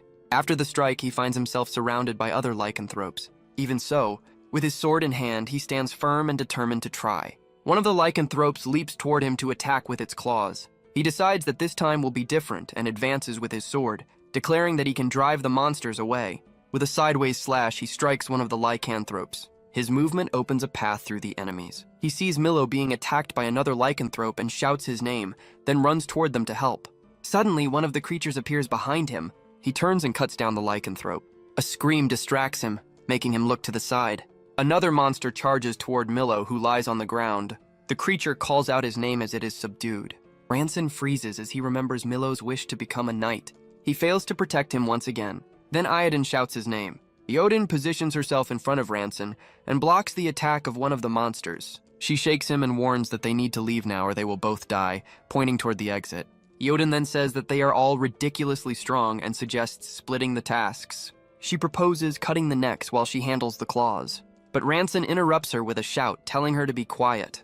Ranson drops to his knees on the ground, and she shouts his name again. He then charges alone down the corridor toward the lycanthropes. With a leap, he throws himself at the creatures to attack them. Ranson kneels on the ground, defending himself against multiple attacks. The scene shifts to a starry night sky. On a rooftop, Ranson asks Iodin whether Lord 13 is watching, leaving her confused. She turns to him and asks how he knew about that. He explains that he knows because she already told him, and that seeing Lord 13 helps him know where they are. Ranson asks if she is thinking of protecting that place while looking at the sky. Iodin confirms that it was there that she received everything she has, but asks him why he protected her. He then recalls the words about staying alive and protecting. She mentions the realm of sword support, where the weapon moves on its own, and Ranson asks whether it moves against the owner's will. With a smile, Iodin asks if his concern is that she might not be able to control her own sword, but she explains that upon reaching that realm, such distinctions lose their meaning. Ranson reflects that the sword is him, and he is the sword, and that its movement is merely his heart. Back in the battle, he unleashes a circular strike against the enemies. From the defeated creatures, a new mass of tentacles forms. The tentacles surge forward to attack Ranson. He advances through the blows, carving a path with his sword. He prepares for a final attack. With a single motion, he cuts the creature in half. Iodin runs to him and asks if he is crazy and trying to kill himself, as he realizes that he saved her. He then says that if she has the breath to talk, she should use it to swing her sword. Then one of the lycanthropes charges to attack. Ranson intercepts it with a strike of his sword. He realizes that he saved Iodin and killed the monster. Amid the fallen enemies, he wonders if he finally succeeded. Iodin then warns that the lycanthropes are heading outside. She pulls him and says that they need to leave as well. Outside, Ranson notices a familiar light in the sky. He asks in disbelief whether this is happening again. A notification informs him that the alteration of history has failed. Time rewinds once more, consuming the broken causality. In the book, the dates change, showing a new starting point. He finds himself once again in the carriage under daylight. With a determined gaze, he understands that he cannot merely win. Ranson continues his journey in the carriage, reflecting on his path. He understands that his mission is to protect the cult's treasure, but he will not be able to overcome this challenge without reaching sword support. So he turns and calls for his master, and asks him how exactly he can reach sword support. Ranson calls for his master. Then he asks how exactly he can reach sword support. He states that the young man is almost there, only half a step away. Ranson replies that he feels the same. In a battle memory, he charges forward with his sword against a lycanthrope. He strains to move faster, but an enemy attacks him from behind. The need to kill faster becomes evident, and he lunges forward in a swift strike. Back in the present, Ranson says that no matter how he calls, the sword does not move. Sitting beside him, Burson states that calling does not work, and the young man asks him to explain. The master asks whether he orders his heart to beat or his stomach to digest. Ranson replies that he does not. Then the master explains that a sword is not commanded but accepted. He processes his master's words. Sword support means that the blade becomes part of the user, not by command, but by unity. And this support is not a separate stage, but simply the process of becoming one with the weapon. Then two men lift him up as Burson instructs him not to draw his sword, and Ranson asks what he should do. His master advises him not to pull the sword, but to wait for it to pull him. Ranson begins to protest, but he knows there is no time. Elsewhere outside a great castle, Iodin Serum spots him and reacts. Ranson approaches her in silence. She comments that he is still the same as ever. Then he smiles and states that seeing her somehow calms him. The others, including the master, observe the interaction between the two. The master comments that he realized it faster than expected, and Ranson raises his sword into the air. Two guards react, questioning his audacity in front of the Grand Duke, but a hand is raised to silence them. Burson declares that the young man has finally touched it. He has reached the realm where the blade and the self are one. Then his master asks what Ranson's true desire is. He states that his desire is to protect Iodin and the city. His gaze hardens with conviction. Iodin watches him in silence. Later, inside a banquet hall, Ranson, Iodin, and Milo Hyacinth are together in formal attire. She thanks Ranson, saying that thanks to him she was able to wear proper shoes to the graduation banquet. And she confesses that she almost ran away midway to change them. He replies that that would have been strange for him. Milo says that to protect the two of them, it is better to stay nearby. Iodin asks what he means, but Ranson replies that some things are just like that. The half-elf comments on Iodin's unexpectedly sloppy side, and she insists that it was only that one time. Ranson remains silent, his gaze focused. A prophecy says that if the words in the Book of Destiny are erased and the Master returns to the past, only one chance will remain. Suddenly, a bell tolls and a rift opens in the sky. Ranson turns and states that this time they must succeed. Then lycanthropes invade the hall, attacking those present. Yodin asks what is happening as Milo drops to his knees. Ranson grips her by the shoulders, asking her to listen carefully. He instructs her to lead the knights and evacuate the healthy recruits, but she protests, saying that they need to kill the monsters before any evacuation. He states that he will handle the monsters and that she must gather the troops after the retreat. Ranson then orders her to find a strange light to the south of the city, attack it, and eliminate its source. Iodin asks if he knows something. He confirms it and tells her to go, ordering her to take down anyone who tries to stop her without hesitation. Meanwhile, the lycanthropes continue to gather in the hall. Yodin finally agrees to his orders. Then she runs out of the hall to carry out her mission. Ranson remains in the middle of the chaos, holding one of the lycanthropes. Beside him, Milo begins to transform into a lycanthrope, saying that his body feels strange. Ranson asks him to hold on just a little longer. He turns to face the enemies approaching, and positions himself to protect Milo, surrounded by other lycanthropes. A horde of perhaps 300 lycanthropes reveals itself before him. A creature attacks with a powerful blow, but Ranson steps in between its claws. He decides that the number of enemies does not matter as long as his sword responds in his hand. Then he unleashes a series of high-speed strikes. The attacks hit several lycanthropes at the same time. Ranson advances, cutting down another opponent in his path, and he promises himself that this time he will not let a single enemy escape. He launches himself in a sweeping arc of motion, his blade cutting through the air. A lycanthrope lunges at him, but his reaction is instantaneous. His body moves even before he realizes it. He understands that it is not he who is wielding the sword. The sword is guiding him, leading him to strike another monster. The amount of information the blade transmits to him is overwhelming. It is incomparable to before, as he finishes off yet another creature. Dozens of movements that have not yet happened unfold before his eyes, and he realizes that this is the realm of sword perception. The remaining lycanthropes charge at him from all sides. He prepares for the attack, and unleashes another torrent of strikes that fills the entire hall. The creatures' bodies fall around him. This time he managed to kill all the lycanthropes before they could escape. Looking at the carnage, he declares that it is done. Milo curls up on the ground, now fully transformed. Ranson kneels beside him, asking him to hold on, as there must be a way to reverse it. But Milo replies that it is not that simple. Ranson encourages him not to say such weak things, stating that the skilled mages there will surely find a way. Milo apologizes to him and says that he knows the truth. He states that his condition cannot be undone, and that his only wish is to die as a human. And Milo takes his own life before Ranson. Several tentacles emerge from the creature and surge toward Ranson. He grits his teeth as he defends himself and drives his sword into the creature, being struck by the tentacles in the process. The monster bursts into flames and Ranson says that he has already suffered enough. As he watches the body burn, he promises that if Milo is reborn in 10,000 years, he will treat him well as family. He sheathes his sword and runs out of the hall, passing by the bodies of the lycanthropes. He looks over the city and realizes that there is no light, concluding that Iodin succeeded. Iodin runs toward him, calling out his name.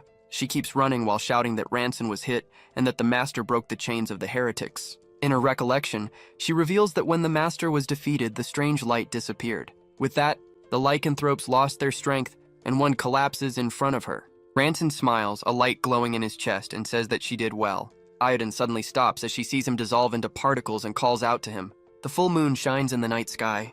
Elsewhere, a younger Ranson walks through a destroyed city. He clutches his chest and laments that he could not tell her that she did well. Ranson looks around and wonders if this is the center of the city of Kushan, calculating that a week has passed since his disappearance. He surveys the city and comments that it is a mess as expected. Since his siblings were not at the Ilneon estate, he leaps from one rooftop to another. He lands and concludes that this is the only place they could be. Then the young man approaches the castle of the Pietro Baroni. Since Ribera knew Sea, he deduces that she must have taken his siblings there to seek refuge. He believes that they must be safe with Ribera, but wants to see for himself. A woman appears behind him with a blade at his back, ordering him not to move and asking who sent him. He realizes that even the slightest movement will get him cut, and recognizes that she is a high-level specialist. His hand grips the hilt of his own sword.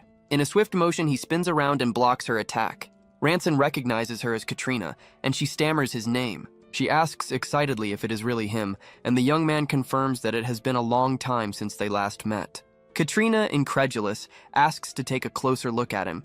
and he comments that the situation is chaotic. She asks when he returned, and Ranson explains that Sia sent a message 2 days ago about an attack. Then Katrina turns and shouts for everyone to come out. Seklin Ilnion announces that his brother is back. Daisy Ilnion and Simalan hear the news, and the young woman repeats that Ranson has returned. Daisy reacts with surprise at the revelation. From the courtyard, Ranson waves to them beside Katrina. He looks at the gathered group and says that now it finally feels real. Then he embraces Seklin and Daisy, saying that he has finally come home. Once gathered in a room, Ranson says that the joy of reunion is brief and that he will get straight to the point. Seymolan explains that in the week since Xias's death, Ashley has devoured half of the city of Kushan. Ranson asks if she is referring to Ashley, the former bandit leader, and wonders how that could have happened.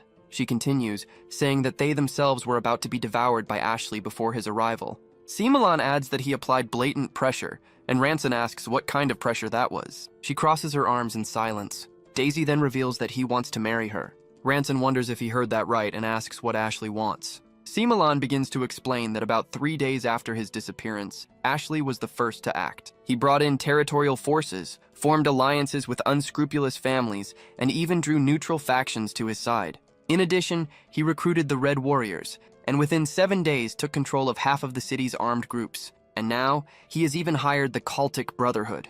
Ranson simply replies that he understands. He reflects that a great deal happened while he was away, and that any longer delay would have been a disaster. Daisy asks her brother to calm down first, but he ignores her. He then states that he is more controlled and rational than ever.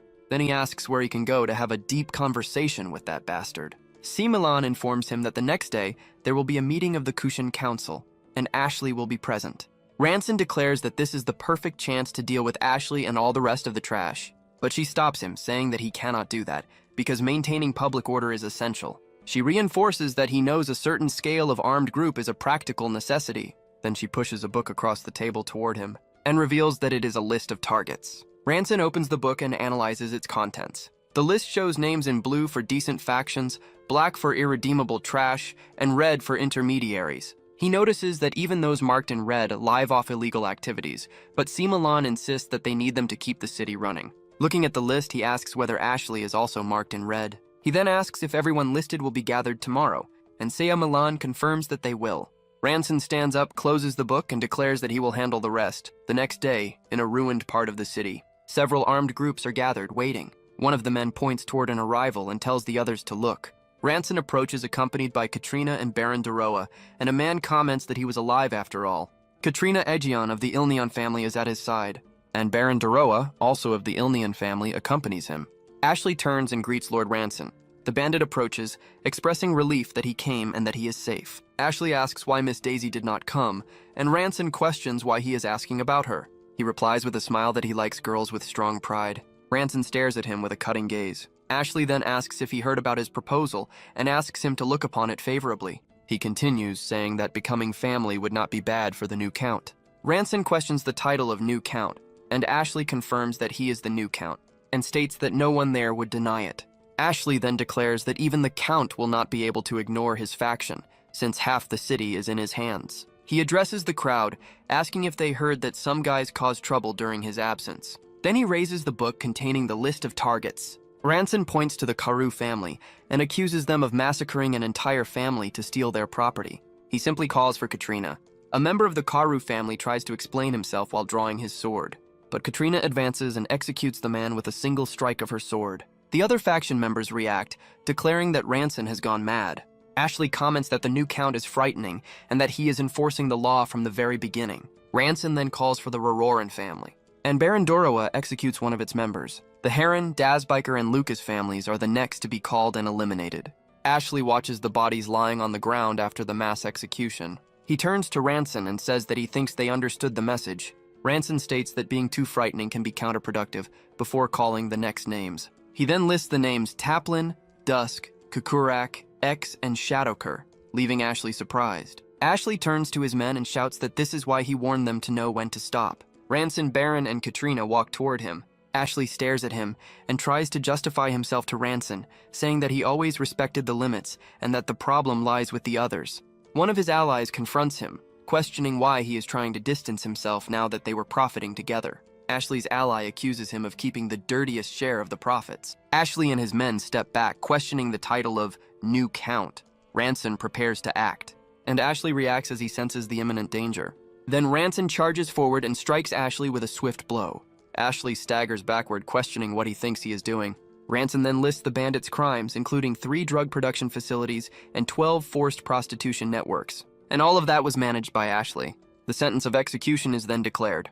Ranson faces Ashley and his men amid the ruins. Then Ashley summons the Red Warrior Squad. Warriors in armor march toward him. Ranson warns him that it is still not too late to stop this bravado. But Ashley warns that if they continue like this, both sides will be annihilated.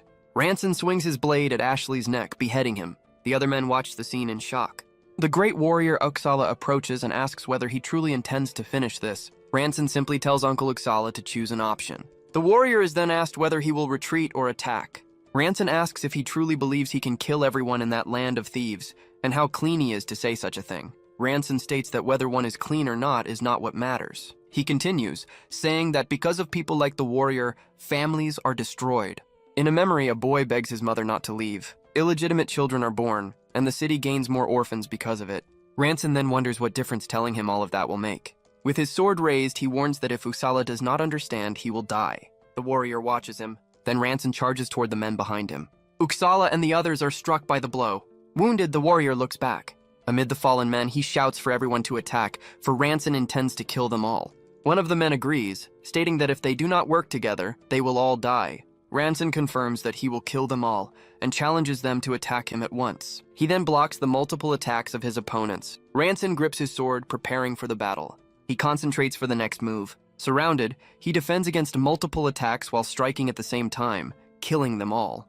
Uxala calls him a bastard and charges toward Ranson, trying to strike him with his sword, but Ranson severs his head in an instant. The spectators call him insane, saying that such a thing cannot be possible. One of the men wonders if he is a grandmaster. Ranson then asks if they are the men Ashley hired. The group reveals itself as the Kalsaric Brotherhood. He looks at his new opponents over his shoulder. One of the men kneels and begs to be spared. Ranson admits that he is a bit weak for that kind of situation. He then orders everyone to kneel and raise their hands. One of the men asks if there are about 70 people left in total. With his sword in hand, Ranson decides that it is time to end this. He charges forward and cuts down several opponents at once. One of the survivors declares that they cannot defeat him. Then the man shouts for everyone to run. The men flee in panic through the ruins. Arrows are fired toward them. The fugitives are struck in the back. Atop a wall, 3 archers watch the scene. Jalran orders that not a single enemy be allowed to escape alive. The arrows continue to strike the fleeing men. The last survivors look toward the new threat. Katrina and Baron approach, and she announces that they have arrived as well. Katrina advances and attacks the men with her sword. Baron also joins the fight and brings down an enemy. From above, Jalran takes aim with his bow. His arrows hit their targets cleanly. Ranson runs toward one of the last men and attacks him with his sword. The sun begins to set on the horizon, and Ranson stands amid mutilated bodies. Simulan approaches through the devastation. He says that he killed them all, and she agrees. Ranson reports that everyone on the red list or higher has been eliminated. Simulan asks him why he did it. He simply replies that it was because of Lena. Ranson explains that those men were the reason Lena became an orphan, and he hates seeing the number of orphans continue to grow. He wants the city they govern to be a place where children can live and smile, but states that they were a necessary evil. Simulan argues that if they do not have the strength to hunt monsters, the city will die. She laments that she cannot think of a way to gather enough power to protect the city. Ranson smiles and asks whether he acted without thinking. Then he suggests excavating ruins.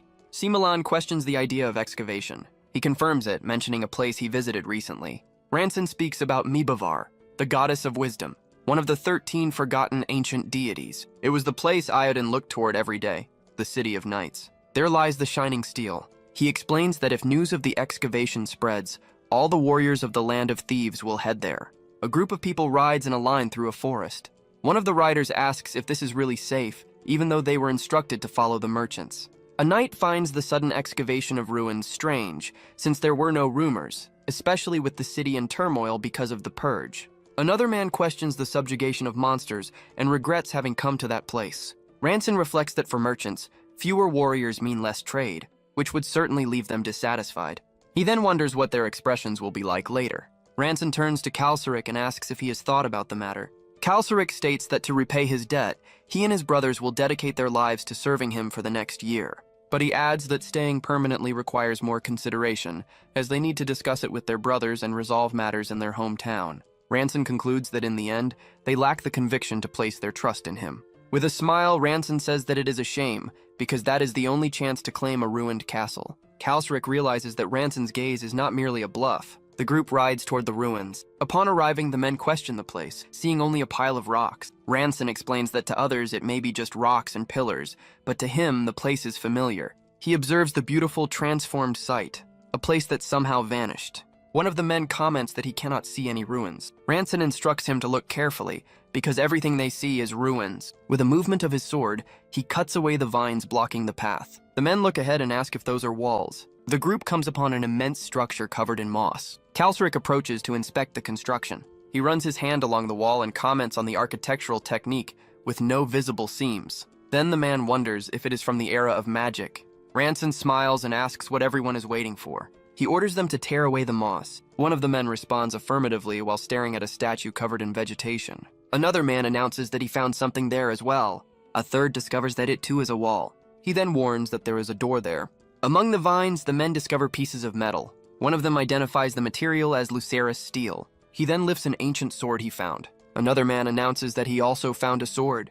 A third finds a suit of armor. Before long, one of them is already holding 3 ancient swords. Kalsric realizes that the rocks and pillars are, in fact, buildings. He asks Ranson if they have just discovered an entire ancient city. Ranson simply welcomes them. He welcomes them to the ancient city of steel. One man comments that they will need many warriors and explorers to excavate ruins of such scale. They run toward Ranson, asking for a moment of his attention. He reassures them, saying that they will discuss the detailed information tomorrow when they return to the city. Kalsric then calls Count Ranson to speak about the matter. Ranson turns to Kalsric, questioning him. Kalsric then asks if he may change his words. He speaks about staying there permanently, and Ranson comments on how strange it is for him to say it that way. Days later, rumors spread across the land of thieves about a city-sized ruin in Kushan where warriors are being recruited. Upon hearing about ancient weapons and armor, 2 men agree that they need to hurry before others claim them. In search of treasure and opportunity, everyone gathers and heads for the city of Kushan. A new day begins in the city. Ranson tells the group that the last 3 days were a chance to make things clear to everyone in the city. He continues, stating that now they know who truly rules the place. Baron and C. Milan know that the real fight begins now, as they will have to defend the city from beasts, bandits, and even from the Count himself. They stand on the threshold of a dream, able to shape the city, rebuild their home, and even found a new kingdom, and perhaps even take revenge on the Empire and reclaim the kingdom of Vanroa. Katrina and Daisy Ilneon listen attentively. Jalran adds that this also applies to the younger siblings, even those not born in Vanroa. Seklin Ilneon states that each of them will found their own houses. Ranson encourages them to grow stronger and dream higher, to restore what was lost and build what never existed. He then announces that he called them early because, from now on, they will train every day at that hour. Ranson will teach them a form of swordsmanship he mastered recently, pure fencing returned to the basics, without aura. Katrina asks why he is not teaching them aura techniques. He explains that they will learn about the sword itself, and that mastering this will make them stronger than a sword master. She then asks if that is why he suddenly became so strong, and Ranson simply confirms it. Katrina jumps excitedly and asks him to teach them. Ranson smiles at them. He then asks them to draw their swords, as he will explain the rules. The first rule is that during training, he is their master and will not hold back. The second is that for 24 consecutive hours, they must never let go of their swords, not even to sleep. He raises 3 fingers to announce the third rule. They must block however they can, and counterattack however necessary. Ranson apologizes to Katrina, but states that the older ones always take the first beating, and then strikes her in the face. He says that he would not hit her hard enough to injure her. Ranson explains that they only grow stronger after getting beaten. He then tells them to focus as if it were real combat, because the connection with the blade deepens only when it is wielded until the mind goes blank. Ranson strikes Daisy with his training sword. He reminds her that she once called that older brother Sir. Then he attacks Siemelan for conspiring with rebel forces behind his back. Seklin is also struck for always acting like an adult. Jalran is next, and he hears that now he is the one getting beaten. Ranson pauses for a moment. He then says that it feels incredible, perhaps because he has gone a long time without training. Jalran and Siemelan call him crazy for laughing while attacking them. But Katrina decides that they will not just stand there and take the beating. She then shouts for them to attack from all sides at once. The group rushes at Ranson, and he blocks the multiple attacks with his sword. Ranson stands amid his fallen companions and asks if that is all they have. Katrina is lying on the ground. Siemelan and Seklin are also down, with her saying she cannot get up and that he should just kill her. Ranson looks at the last warrior still standing. With his sword planted in the ground, Sarua supports himself as he rises. He steadies himself to face his opponent. Ranson recalls the moment of the coordinated attack when the two clashed. The entire group attacked him at once. He realized that Sarua's blade alignment and speed were good, but his anxiety made him hesitate before contact. He decides to observe him a little more instead of pressuring him too much for now. At the end of the day, the training comes to an end. Ranson then announces that it is time for a meeting. Lying on the ground, Simalan asks him to just kill her. Meanwhile, rumors of the ruins spread and reach the ears of the giant of the northwest. The man questions his servant about the city of Kushan. The servant informs him that Xius is dead and that an ancient city has been discovered. With a smile, the man declares that the heavens are on their side and orders the preparation of an army made up of the fastest and most experienced. He then states that what matters most is speed. Harun, the Gale King and one of the 5 kings of the Land of Thieves, declares that it has been a long time since his heart raced like this. The scene changes, revealing an imposing mansion under a sky with several moons. Then, the view opens up to a valley between mountains at dawn. Looking out the window, he remarks that he got a house for free during the purge. Just then, a woman arrives and asks if he needs his sword for the meeting. He says yes, telling her to bear with it because she'll be grateful later. Then he asks what she wanted to discuss that prompted the meeting. She reveals the topic is time travel using the Book of Destiny. Surprised, he says it's impossible for any traces from 10,000 years ago to still exist. She simply tells him to look at the document she's placing on the table. Reading the paper carefully, he's intrigued by the report's contents. She explains that it's a report from the excavation of an ancient elixir. According to the document, only half of the vial's contents remained at the time. He then realizes his actions in the past have truly affected the present. Without pausing, she asks him to take a look at another document. She explains that the paper is a copy of an entire monument. On it, an image shows him and a woman facing a wolf-like creature. Focusing on the drawing, a close-up shows the detail of the sword's hilt. Pointing, he says that his biggest concern at that moment was that very sword. Analyzing the paper,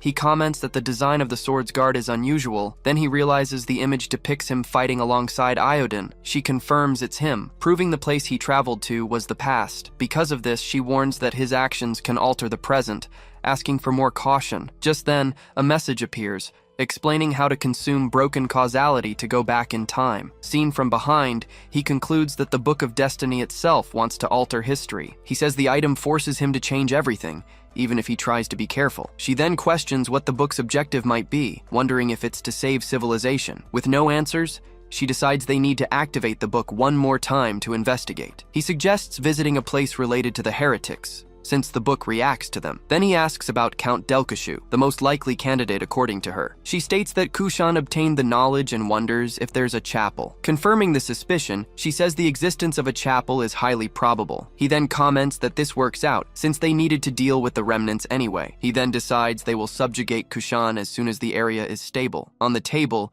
she unrolls a map revealing the kingdom's reconstruction plan. Pointing at the map, she says the empire is too strong for them. According to the plan, they will ally with the West to close the trade routes. In the South, the idea is to form an alliance with Arandria for the sea routes. And in the East, the goal is to block the path to control local trade. But she warns that there's an initial condition for the plan to work. Without it, she stresses that the entire strategy cannot even begin. Then, the kings who rule the lands are shown, Harun and Jafar. He realizes he needs to defeat 2 absolute rulers just to get started. Calling it a 3-front strategy, she says she wanted to discuss the risks beforehand. Finishing her explanation, she asks if he thinks all of this is possible. He then lowers his head for a moment, reflecting on the complex proposal. Leaning on the map, he states that not being able to do it isn't an option. Then, extending a hand with a smile, he invites her to do this together. Shaking her hand, they seal the deal and she simply agrees to the plan. Meanwhile, outside, shouting announces that the event is finally over. Just then, the office doors open, revealing who was on the other side. Entering the room, a man informs Ranson that the 3rd test has ended. The scene shifts to the courtyard, where he congratulates everyone on a job well done. Facing the crowd, he begins to explain about the 20,000 registered candidates. Out of that total, only 3,426 passed the final test. Announcing their success, he promises to pay everyone a monthly salary of 12 dalens. Thus, an elite army capable of facing the Empire was finally formed. Observing the result, she sees the beginning of the 3-front strategy she created. With his new army, he prepares to write a new page in history. With a smile, he asks everyone to follow him on this path. Pointing to the table, he tells everyone to start filling out their contracts. In front of a large crowd, The new recruits begin to sign their contracts. With everything finalized, she slams the pile of signed documents onto the table. Turning to her, he observes the courtyard with the ruined buildings in the background. Greeting one of the recruits, he says that now all the contracts are signed. Putting an accessory on his head, he warns the men that there's no escape. Then he welcomes everyone to the training camp from hell. With his arms crossed, he tells everyone to prepare for what's coming. Returning to the conversation, he says they need to end this subjugation quickly. She then asks him to do it in 3 weeks if possible. With a smile, he asks who she thinks he is. Confidently, he claims he'll get it all done in just 1 week. He promises to return within that time, furious with whoever dares to target his territory. Back in the present, a soldier says it's impossible, but he's cut off with a sharp no. With a smile on his face, he assures them he already has a plan for everything. Seeing that expression, the soldier starts to get a very bad feeling about the plan. Suddenly, the ground begins to shake with the sound of something approaching. Standing in the middle of the field, he awaits the arrival of the approaching threat. The soldiers immediately raise their shields, forming a defensive wall. A shout warns that a herd of 300 furious bulls is charging at them. Giving the first order, he shouts for the 1st regiment to prepare for action. Then, the 2nd regiment is ordered to form a square with the leaders at the front. Right after, the 3rd regiment is commanded to ready their arrows. Finally, the 4th regiment is ordered to prepare their spears for the attack. A soldier yells that the herd is 700 meters away. The distance closes quickly, now down to 300 meters. Getting ever closer, the bulls are now 150 meters from the formation. With the targets in sight, the archer commander orders everyone to prepare to fire. Then, a shower of arrows is fired, falling upon the first row of bulls. Several arrows strike one of the beasts square in the head, piercing the target. Seeing the result, he yells for the spearmen to throw. Throwing his spear, one of the warriors attacks with all his might. Flying through the air, the spears hit the bulls dead on, piercing through their bodies. More spears follow the attack, piercing and bringing down more bulls. Wounded, one of the giant bulls roars in pain before collapsing to the ground.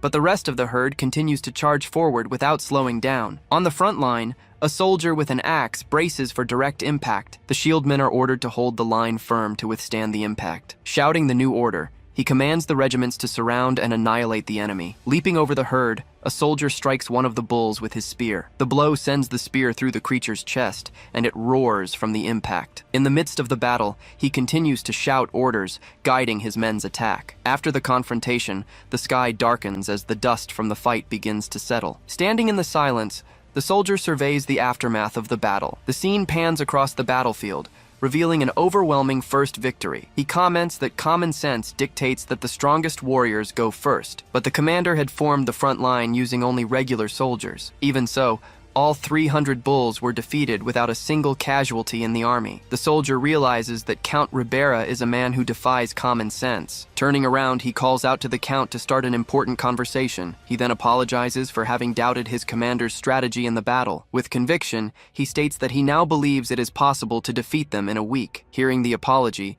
the commander just observes him intently in silence. Satisfied with the response, he announces that the real battle begins now. Then he orders everyone to check their weapons and take a moment to catch their breath. While some soldiers rest, he strides purposefully through their camp. Moving away from the group, he heads alone toward the entrance of the dark forest. With a serious face, he notices strange movement coming from within the woods. Stopping at the edge of the path, he stares into the darkness, waiting for what is coming. With a slight smile on his face, he awaits the arrival of his next threat. Suddenly, a horde of monstrous creatures emerges from the darkness of the great forest. To succeed in the operation, 3 regiments were needed to cleanse the area. Leading the attack, the 1st regiment advanced directly into the heart of the land. Meanwhile, Katrina prepared for battle, mounted on her horse with a spear. With the 2nd regiment, she was in charge of protecting the group's rear. Suddenly, a massive horde of monsters crested the horizon, charging in their direction. The creatures surged forward in massive numbers, rushing straight for the front line. On the front line,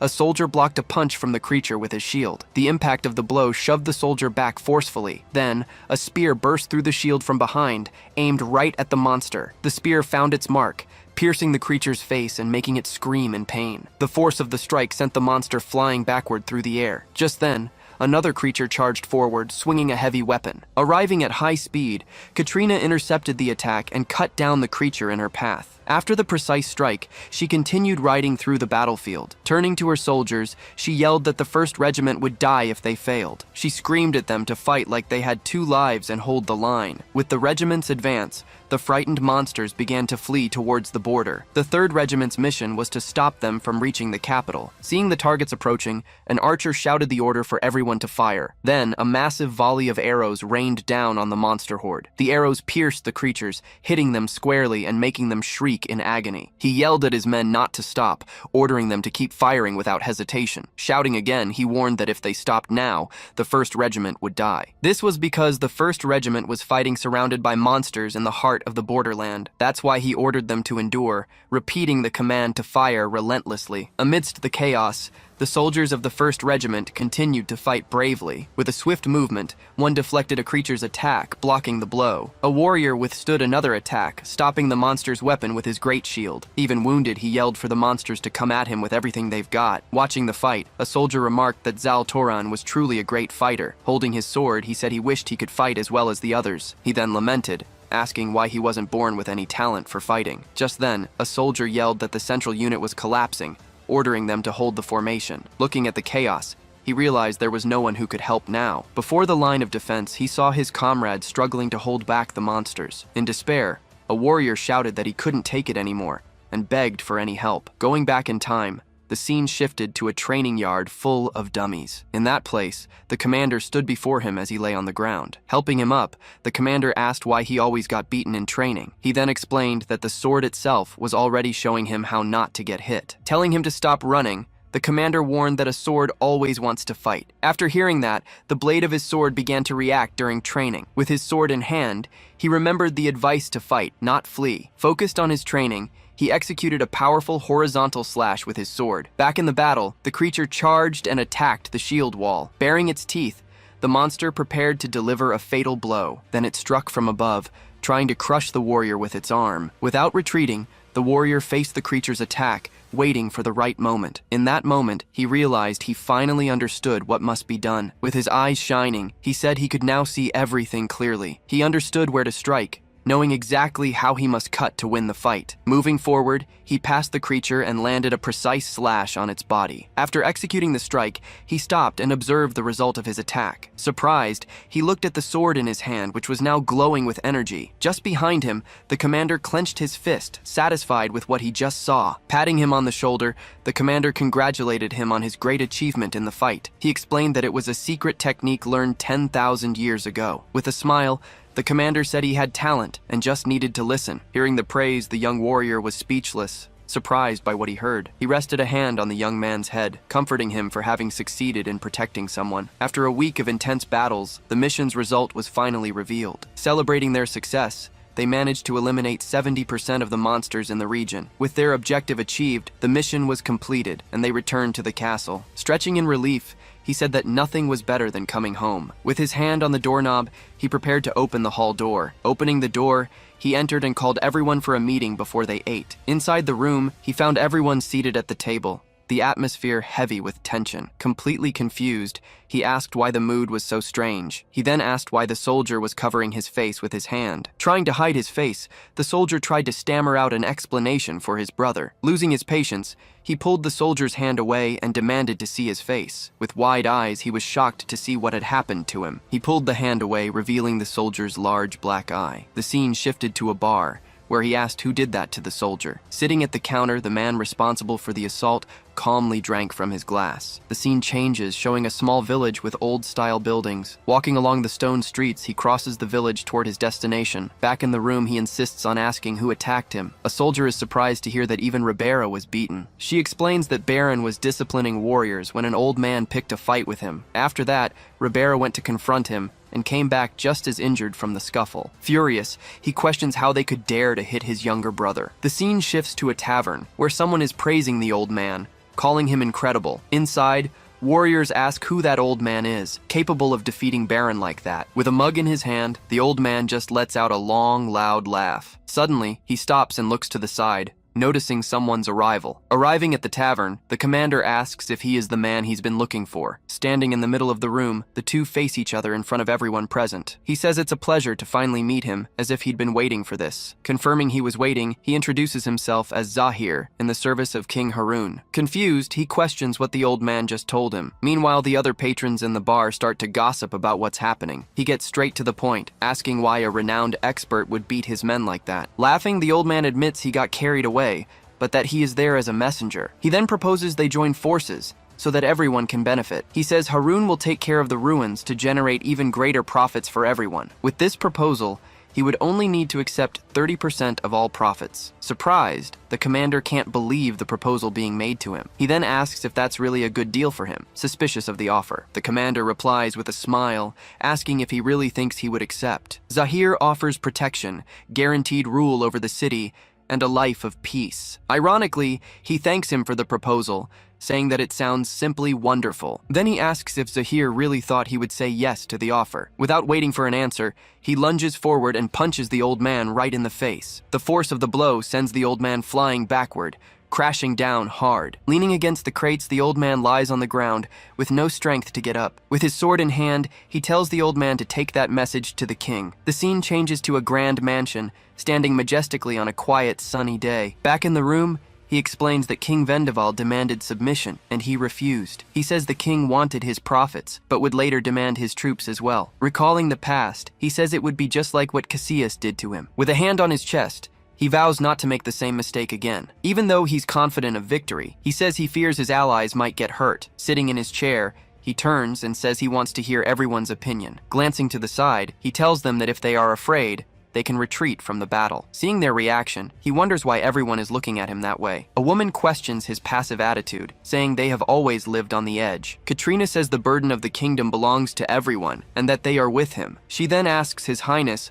Ransen van Roa, to take the lead and guide them. With a smile, he realizes that everyone is there for him at this moment. With his hands clasped, one of the men swears he will follow any order he gives, but he asks for honesty, questioning if they can really win the fight against Harun. With a confident smile, the commander says he certainly doesn't see himself losing. The soldier agrees, saying he trusts him with his life and asks for double pay. With a smirk, he finds the soldier's mercenary oath of loyalty amusing. He then decides they will also hurry to capture the city of Kashu. The soldier asks when they will leave, guessing it will take about 3 days. Without hesitation, he replies that no, they will leave for the mission tomorrow. Giving the order, he commands the emergency bell to be rung to gather all the troops. Shifting to a camp at night, the king is laughing at the news. Sitting in his tent, the king asks if Zahir was really thrown out like that. With a bruised face, Zahir asks the king not to laugh at his situation. The king calls him impressive, questioning how he couldn't even dodge the punch. Zahir says he doesn't even remember, and that he woke up already outside. The king then concludes that Ranson is incredible, since Zahir could kill a master. Zahir then states that he seems to have far surpassed that level. Agreeing, the king says he also seems to have a very strong temper. He then describes him as a wild beast, a truly untamable creature. With a smile, he says, "There are people who don't open their hearts." The scene changes to a valley with several moons in the sky at dawn. From the tower, he says that this kind of person only listens to the sound of horses. They then gather in the courtyard, ready for the impending departure. Shocked by the news, he asks if the city has already been sold to the king. Moving to the city of Kinalo, bodies are scattered across the streets. In their armor, knights patrol the empty city streets on horseback. Afraid, the residents hide and watch the movement through their windows. Seated on his throne, the king observes the great hall of his new castle. With a cloth, he slowly wipes the blood from his sword's blade. With a contemptuous smile, he refers to his enemies as fools. Stepping on a body, he asks if they thought he stood still out of fear. He explains that the Empire's intelligence network was a major nuisance, but he says that having the vampire as his subordinate makes everything more convenient. Zahir says he is a man of great resourcefulness and skill with information. The king says he was surprised when Kesseris sought him out, asking to carry his banner. Zahir explains that Kesseris knew he wouldn't survive a war against them. Therefore, he concludes that Kesseris is much smarter than Ranson. With a smile, the king says he's curious to see Ranson's expression. Sitting on the throne, he decides he will give him one more chance. Giving the order, he commands a letter to be sent to Ranson before Kashu. Zahir then asks what the content of the message should be. With a smile, the king simply replies that the letter will contain an ultimatum. Changing scenes, he observes the great castle of Kashu City from a distance. He finds it impossible that the Gale King's army has already reached the location. According to the map, the distance covered would indicate a physically impossible speed for an army. Seeing the banner, he concludes that Kesseres must have set the stage to receive them. Then he realizes the banner is just a bluff to make him retreat. His captain warns that they need to fall back, as attacking there would mean a declaration of war. With a smile, he scoffs at the idea of starting a war over a banner. In a memory, Kesseres says the city of Kashu has always been his. Fallen and bloodied, he appears completely defeated on the staircase steps. Back in the present, he orders Kaltik to take command of the entire unit. He then declares that he will take Kesseres' head and open the gates. Running alone, he advances at high speed towards the immense castle. Reaching the wall, he leaps nimbly, ready to invade the castle alone. A guard shouts for him to stop, warning that Kashu is now the king's territory. He lands in the courtyard and stops, looking around with a serious expression. Ignoring the warning, he continues walking slowly towards the castle entrance. Annoyed, the guard yells, asking if he can't see the king's banner. In a combat stance, he prepares to advance, regardless of the threat. The guard warns that any advance will be considered an act of direct hostility. Without a word, he leaps towards the guard, ready to attack. With his sword in hand, he prepares to deliver the first blow against them. Lunging forward, he cuts the banner the guard was holding in a swift motion. Startled, the guard screams in fear, surprised by the speed of his attack. Looking at the guard on the ground, he asks where the banner he mentioned is. Stepping on the flagpole,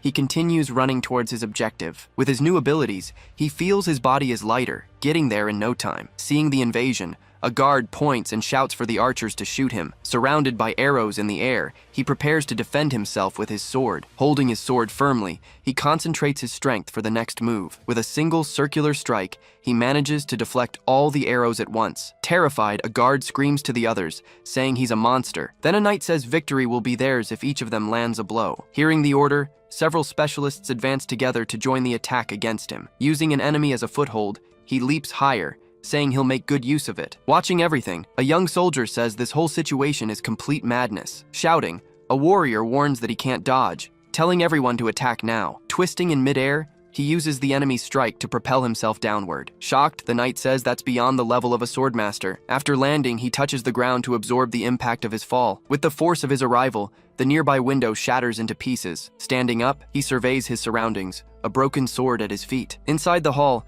he says he didn't expect to be back here after killing Delkashu. Suddenly, a group of men appears, and he remarks that he didn't expect to meet them again. Drooling with rage, the berserker warrior glares at his opponent, baring his teeth. He remembers them, saying they were the most persistent when he fought before. But with a determined look, he states that things are very different now. In a fury, the group charges forward, their leader ready to strike with his axe. Dodging to the side, he manages to escape the blow that hits the ground. With a swift attack, he delivers several cuts that hit the berserker squarely. Defeated, the berserker falls to the ground, his bloodied axe beside him. After the fight, he opens a large door, entering a dark hall. Sitting in a chair, Kesseres greets him, asking if he has arrived already. With a serious expression, he faces the man, who watches him intently. Pouring a cup, Kesseres invites him to sit and have some tea with him. With a smile, Kesseres says a cup of tea is the least he can do. Without warning, he attacks, delivering a swift slash towards Kesseres. Startled, Kesseres drops the cup, which shatters on the table. He warns that Kesseres talks too much after touching what is his. Outside,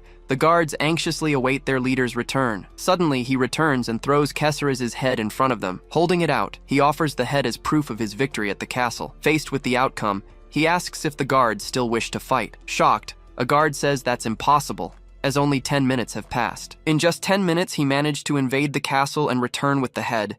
With a serious expression, he warns that he'll kill every last one of them if they continue to fight. Without hesitation, the guards surrender and prepare to open the gates. Following orders, all the soldiers immediately throw their weapons to the ground. With their surrender, the great castle gates finally begin to open. The scene changes. A large white tower stands under a calm, sunny sky. Looking out the window, he observes the landscape of the city he has just conquered. A soldier informs him that the city will be in their hands in just 3 days. With a smile, he says he can finally breathe a sigh of relief with this victory. But the soldier warns him, saying the king's flag will cause trouble. Unconcerned, he questions what the problem is with the flag being there. He then says they would have faced them anyway, sooner or later. Shocked, the soldier doesn't understand how he can say that so easily. At that moment, the soldier realizes he is the most terrifying man of all. Suddenly, there's a knock on the door, and he tells the person to enter. Entering, a soldier reports they've discovered a strange place while searching for supplies. He explains that the place looks like an abandoned building, but inside, it's a chapel. With a smile, he celebrates,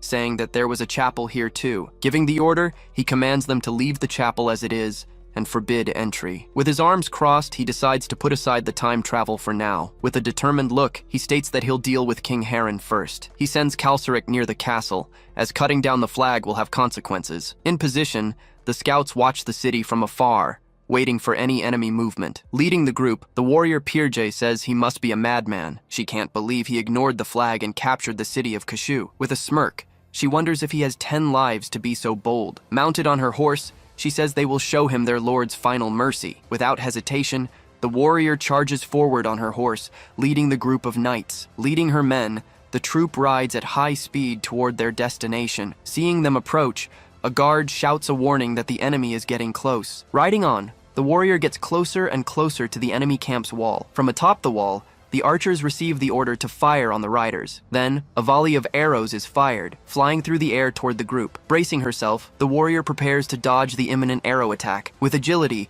all the knights manage to dodge the arrows at high speed. Seeing they are about to collide, a terrified guard screams, warning of the imminent impact. With a great leap, the warrior jumps over the wall, still mounted on her horse. Clearing the wall, the knights soar through the air with their horses. Confused, a guard asks if Ilneon's white horse can fly. Flying over the camp, the Gale King's cavalry advances relentlessly. Landing on the wall, the horsewoman observes the city from a distance with the castle in the background. With a smile, she celebrates the success of her bold approach to the camp. Taking a deep breath, she prepares to deliver her king's message. With a furious expression, she yells so that everyone can hear the message. In a loud voice, she announces that this is a message from King Harun. She warns that Kinalo has already fallen, and this place will be next. With the proposal, she says that Ranson will be treated as a brother and a friend, but she warns that if he refuses, they will all become prisoners and criminals. Suddenly, a soldier leaps toward her, ready for combat. Drawing his weapon, the soldier calls her a bitch, furious at the threats. Leaping into the air, he attacks with his weapon,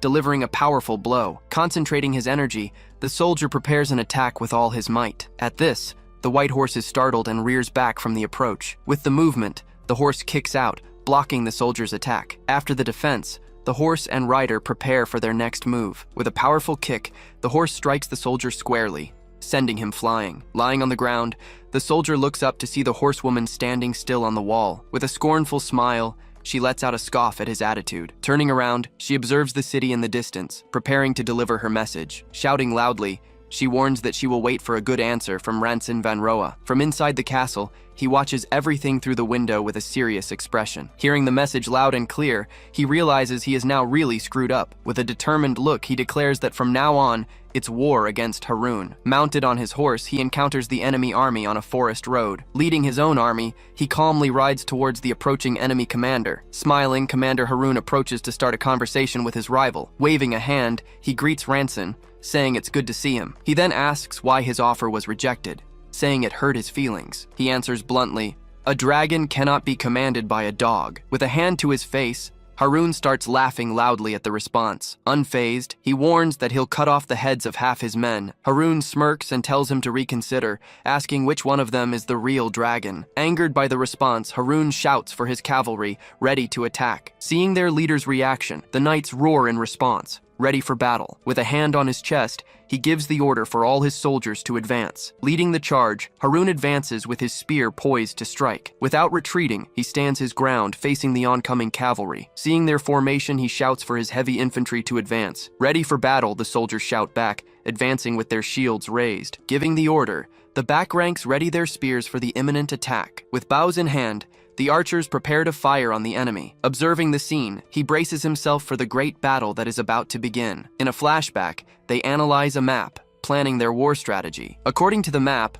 the Wind King's forces number 20,000 against their 14,000. She says that number already includes all available warriors, which puts them at a disadvantage. Even with fewer soldiers, he devises a strategy to secure victory. He says they need a decisive battle to take down the enemy commanders. With a confident smile, Katrina agrees with the proposed plan of attack. Believing in the strategy, the soldiers declare that they can win the war. He informs them that, according to intelligence, 4 enemy generals have been mobilized. Assigning the first mission, he says Katrina must stop General Barkin. He then asks Zahir of the 100 victories to deal with the old man. The next mission goes to Ribera, who must handle General Jedak, the gambler. Finally, he says one soldier will face Brita of the Protection, the king's mistress. With a determined look, the soldier states that he will not lose to her. With the plan set, the commander says, "Good," to dismiss them. Clenching his fist, he affirms that he will stop the Wind King, Harun himself. Back on the field, the enemy cavalry charges at high speed. In formation, the shield bearers brace for the cavalry's impact. Shouting to his men, he gives one last order, telling them all to survive. Then the two armies surge toward each other, beginning the great battle. Mounted on his horse, General Barkin rides toward his opponent. On the other side, Katrina charges forward on her horse to intercept the enemy general. With a smirk, the general prepares for combat, gripping his massive weapon. With spear in hand, Katrina rides at full speed, ready for the fight. Raising his weapon, the general roars and charges forward with all his might. With a focused gaze, Katrina prepares for the impact of the two great warriors. Charging forward, the two riders clash, their weapons meeting with a violent impact. With a smile, the general is surprised she managed to block his attack. Without a word, Katrina glares at him with a serious expression, ready to fight. Excited, the general says this fight is getting interesting and prepares to strike again. Before they clash, he asks for her name. She replies, Katrina. Satisfied, he introduces himself as Barkan, one of the great generals of his army. The scene shifts to a battle taking place amidst rocky, rugged terrain. With a hand on his chin, Jedak complains that he thought this would be an easy fight. With a smile, he decides he'll have to carve a path for his soldiers himself. Suddenly,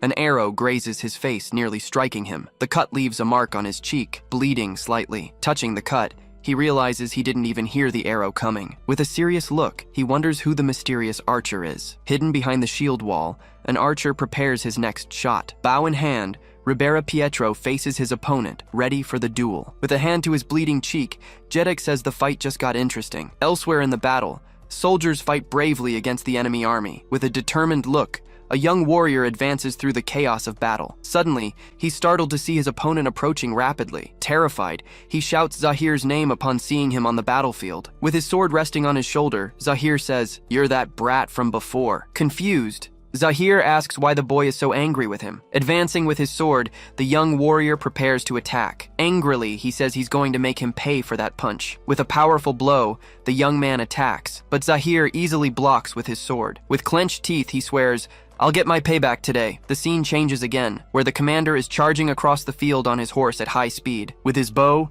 an enemy soldier tries to shoot him, yelling for him to stop. Using his skill, he easily dodges every arrow that comes his way. With a focused look, he prepares to attack the archer. With a precise cut, he takes down the soldier, who falls to the ground, defeated. Mounted on his horse, he continues to charge across the battlefield without stopping. With a thrust of his spear, he runs another enemy soldier through. Getting closer, Harun shouts, asking if he's a fool for charging into his territory alone. Standing with his guards, Harun faces him, ready for their confrontation. Harun says that if he wanted to die, he could have just hanged himself. Uncaring, he questions Harun, asking, what's wrong with that? In the midst of the enemy army, he says that either way, he has finally found him. Surprised, Harun wonders why he's so afraid of the man in front of him.